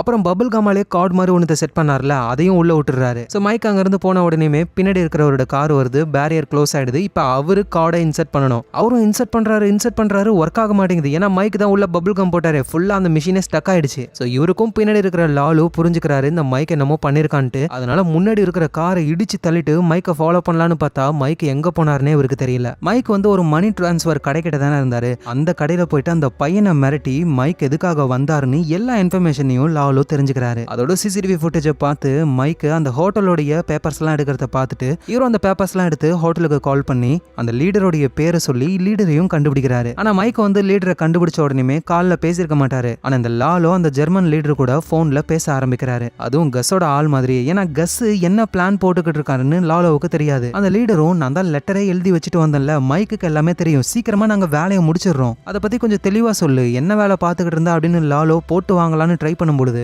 மைக் அந்த ஜெர்மன் லீடர் கிட்ட வந்துடுறாரு. கன் பாயிண்ட்ல பிடிச்சி லாலோ பேசிக்கிட்டு இருக்காருல போனு, அந்த போனை மைக் வாங்கி காதுல வைக்கிறாரு. அதுல லாலோவும் பேசுறாரு. ஆனா மைக்கு அது யாருன்னு தெரியல. காலை கட் பண்ணிட்டு அந்த ஹோட்டலை விட்டு எஸ்கேப் ஆகி வேற ஒரு இடத்துக்கு போறாங்க. அப்புறம் மைக்கு கஸுக்கு கால் பண்ணி அந்த ஜெர்மன் லீடர் என்கிட்ட தான் இருக்கான். அப்புறம் இன்னொரு விஷயம், நம்மளோட ஆள்னு சொல்லிக்கிட்டு ஜெர்மன் லீடர் கிட்ட வேற யாரோ பேசிக்கிட்டு இருந்தாங்க. அதோட என்னையும் ஒரு கார் ஃபாலோ பண்ணுச்சு. ஆனா நான் எஸ்கேப் ஆகி வந்துட்டேன். அது யாருன்னு உங்களுக்கு தெரியுமா கஸ்ன்னு மைக் கேட்கும் பொழுது கஸுக்கும் புரிய வருது அது லாலோ தான் அப்படின்னு. மைக்கும் நான் இந்த ஜெர்மன் லீடரை வேற ஹவுஸ்க்கு கூட்டிட்டு வரேன் அப்படின்னு சொல்லும் பொழுது கஸ் வேணான்னு சொல்றாரு. அவன் கதையை அங்கேயே முடிக்க என் ஆளுங்க வந்துகிட்டு இருக்காங்க, கொஞ்ச நேரம் நீ அங்கேயே வெயிட் பண்ணுன்னு சொல்ல நம்ம மைக்கு இவன் கதையை நானே முடிச்சிடுறேன், அதோட எனக்கு சில வேலையும் இருக்குன்னு சொல்றாரு. அப்புறம் அந்த லீடர் கிட்ட போயிட்டு உன்னால எவ்வளவு பெரிய ப்ராப்ளம் வந்துச்சு தெரியுமா, கஸோட எதிரி கேங்க சேர்ந்த ஒருத்தன் நாங்க என்ன பண்றோன்றத கண்டுபிடிக்கிறதுக்காக உன்கிட்டயே வந்துட்டான், அவன் தான் உங்ககிட்ட போன்ல பேசினது, அதோட உன் ஒய்ஃப் ஜெர்மன்ல இருந்து வந்திருக்க விஷயம் அவனுக்கும் தெரியும், அதனால உன் ஒய்ஃப் அவன் ஃபாலோ பண்ண ஆரம்பிப்பான். ஸோ உன் ஒய்ஃபுக்கு கால் பண்ணி இங்க வந்த உடனே அடுத்த ஃபிளைட்ல திரும்ப போக சொல்லு, அதுதான் உன் ஒய்ஃபுக்கு நல்லதுன்னு சொல்ல அந்த லீடரும் ஃபோன் பண்ணி அவரோட ஒய்ஃபை திரும்ப போக சொல்றாரு. அப்புறம் மைக்கா அந்த லீடரை தனியா கூட்டிட்டு போயிட்டு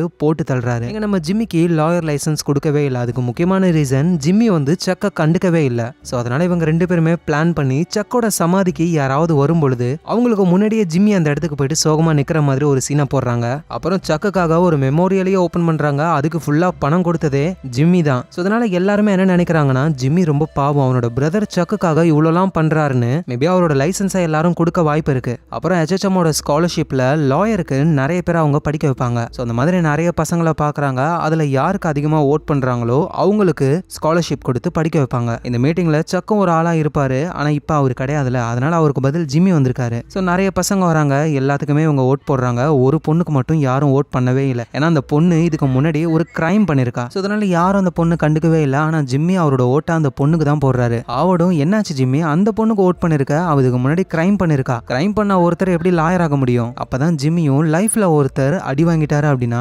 அதுக்கப்புறம் அவர் அந்த தப்பு பண்ண மாட்டாரு. அப்கோர்ஸ் அந்த பொண்ணு தப்பு பண்ணிருக்கா, ஆனா அதுக்காக இவ லாயர் ஆக கூடாது அப்படின்லாம் கிடையாது. நானும் ஸ்டார்டிங்ல என்னென்னமோ பண்ணிருந்தேன், அப்புறம் சக்கு மூலியமா HHM வந்தேன், மெயில் ரூம்ல ஒர்க் பண்ணேன், அப்புறம் படிச்சு லாயர் ஆனேன். எல்லாருக்குமே செகண்ட் சான்ஸ்னு ஒன்று வேணும் இப்படின்னு ஜிம்மி அவரோட பர்சனல் லைஃபை பத்தி சொல்றாரு. ஆனா அங்க இருக்கிற யாரும் கண்டுக்கவே இல்லை, அந்த பொண்ணுக்கு ஓட் பண்ணவே இல்லை. அதனால அந்த பொண்ணுக்கு ஸ்காலர்ஷிப் கிடைக்கல. ஸோ உடனே ஜிம்மி அந்த பொண்ணை மீட் பண்ணி இங்க பாரு, உன்னை அவங்க ஸ்காலர்ஷிப்ல செலக்ட் பண்ணல, ஆனா அதுக்காக நீ துவண்டு போயிடாத, உனக்கு HHMலாம் தேவையே இல்லை, நீ படிக்க நிறைய வழி இருக்கு, அது மூலியமா படிச்சு HHMக்கு மேல வா. இதை கேட்கற அந்த பொண்ணும் ஜிம்மி சொல்றதை கண்டுக்காம எனக்கு பஸ்ஸுக்கு டைம் ஆயிடுச்சு நான் போறேன் அங்க இருந்து போயிடுறா. எங்க நம்ம ஜிம்மியும் கடுப்பாகிறாரு, நம்மளையும் நம்ம லைஃப்ல இந்த மாதிரி தானே பண்ணாங்கன்னு காருக்குள்ள போயிட்டு காரையை அடிச்சு உடைக்க ஆரம்பிக்கிறாரு. ஏன்னா அந்த மீட்டிங்ல இவர் ஜஸ்ட் ஒரு ஆளு, அவ்வளவுதான், இவரோட பாயிண்ட் எதுவுமே வேலைக்கே ஆகல. ஸோ இவருக்கு லாயர் லைசன்ஸ் கொடுக்க மாட்டேன்னு சொல்லிட்டாங்க. அதனால இவரு கோர்ட்ல கேஸ் போட்டு அந்த லாயர் லைசன்ஸை வாங்கலான்னு அங்க ஒரு எமோஷனல் ஸ்பீச்சை கொடுக்குறாரு. ஸோ நம்ம சக்க உள்ள இழுத்தாதான் நமக்கு நல்ல பேர் கிடைக்கும்ன்றதுனால சக்க ஒரு லெட்டர் கொடுத்துருப்பார்ல, அந்த லெட்டரை எடுத்து ஆளு படிக்க ஆரம்பிக்கிறாரு. சக்குக்கு என்ன ஒரு பிரதரா ரொம்ப ரொம்ப பிடிக்கும், ஆனா ஒரு லாயரா என்ன சுத்தமா பிடிக்கவே பிடிக்காது. ஆனா நான் லாயர் ஆகணும்னு ஆசைப்படுறதுக்கு முக்கியமான ரீசனே சக்கு மட்டும்தான். ஆனா இப்ப நான் லாயர் ஆகணும்னு சக்கு எவ்வளவு ஆசைப்பட்டிருக்கான்னு இந்த லெட்டரை பார்க்கும்போதே எனக்கு புரியுது. ஸோ நான் பண்ண தப்புனால ஒரு வருஷத்துக்கு என்னால லாயரா இருக்க முடியல, ஆனா திரும்பவும் எனக்கு லாயர் லைசன்ஸ் கிடைச்சதுன்னா சக்கோட பேரை நான் கண்டிப்பா காப்பாத்துவேன்னு அழுவுற மாதிரி ஒரு சீனை போடுறாரு. இதை கேட்கிற கிம்மு எமோஷனல் ஆகுறாங்க, ஜட்ஜஸ் எல்லாம் ரொம்ப இம்ப்ரெஸ் ஆகுறாங்க. அதனால நம்ம ஜிம்மிக்கு லாயர் லைசன்ஸை கொடுக்குறாங்க. இதுக்கப்புறம் அவரு லாயரா இருக்கலாம். அப்புறம் ஜிம்மி வெளியே வந்துடுறாரு.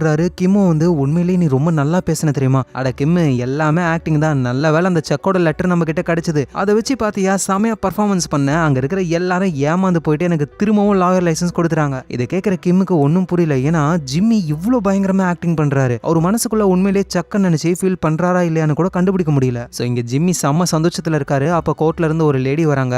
ஜிம்மி சில பேப்பர் ஒர்க்லாம் இருக்கு, ஆஃபீஸ்க்கு வரீங்களா?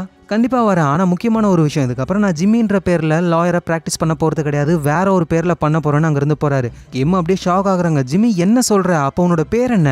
இதுக்கப்புறம் என்னோட பேரு சால் குட்மேன் சொல்லிட்டு அங்க இருந்து போறாரு. இந்த இடத்துலயே சீசன் 4 முடியுது. இந்த சால் குட்மேன்ன்ற கேரக்டரோட பேஸ்மெண்ட் தான் இந்த 4 சீசன். அடுத்து வரப்போற சீசன் 5 சீசன் 6 தான் இந்த சீரிஸோட முக்கியமான சீசன்ஸ். அதனால அடுத்தடுத்த எபிசோட்ஸ்லாம் யாரும் மிஸ் பண்ணிடாதீங்க. நார்மலா பிரேக்கிங் பேட் சீரிஸ் பார்த்தவங்க அந்த சீரிஸை வேற லெவல்ல கொண்டாடுவாங்க. பிரேக்கிங் பேட்ன்றது ஒரு பெரிய ஸ்ட்ராங்கான பில்டிங். ஆனா அந்த பில்டிங் இவ்வளோ ஸ்ட்ராங்கா இருக்கிறதுக்கு காரணம் பெட்டர் கால் சால்ன்ற ஒரு பேஸ்மெண்ட் தான். ஸோ நம்ம பெட்டர் கால் சால் சீரிஸை பார்க்க பிரேக்கிங் பேட் சீரிஸோடைய தரம் தான் அதிகமாகிட்டே போகுது. ஸோ நாளைக்கு நம்ம சீசன் 5 பார்க்கலாம். யாரெல்லாம் சப்ஸ்கிரைப் பண்ணாம பார்க்குறீங்களோ உங்க எல்லாரும் மேலேயும் நம்ம சால் குட்மேனை வச்சு ஒரு கேஸை போட போறேன். தெரியும்ல, சால் உள்ள வந்தாலே நல்லவனும் கெட்டவனாவான், கெட்டவனும் நல்லவனாயிடுவான். ஸோ நாளைக்கு நம்ம வேற லெவல் எபிசோட்ஸ்ல மீட் பண்ணலாம். Lots of love guys.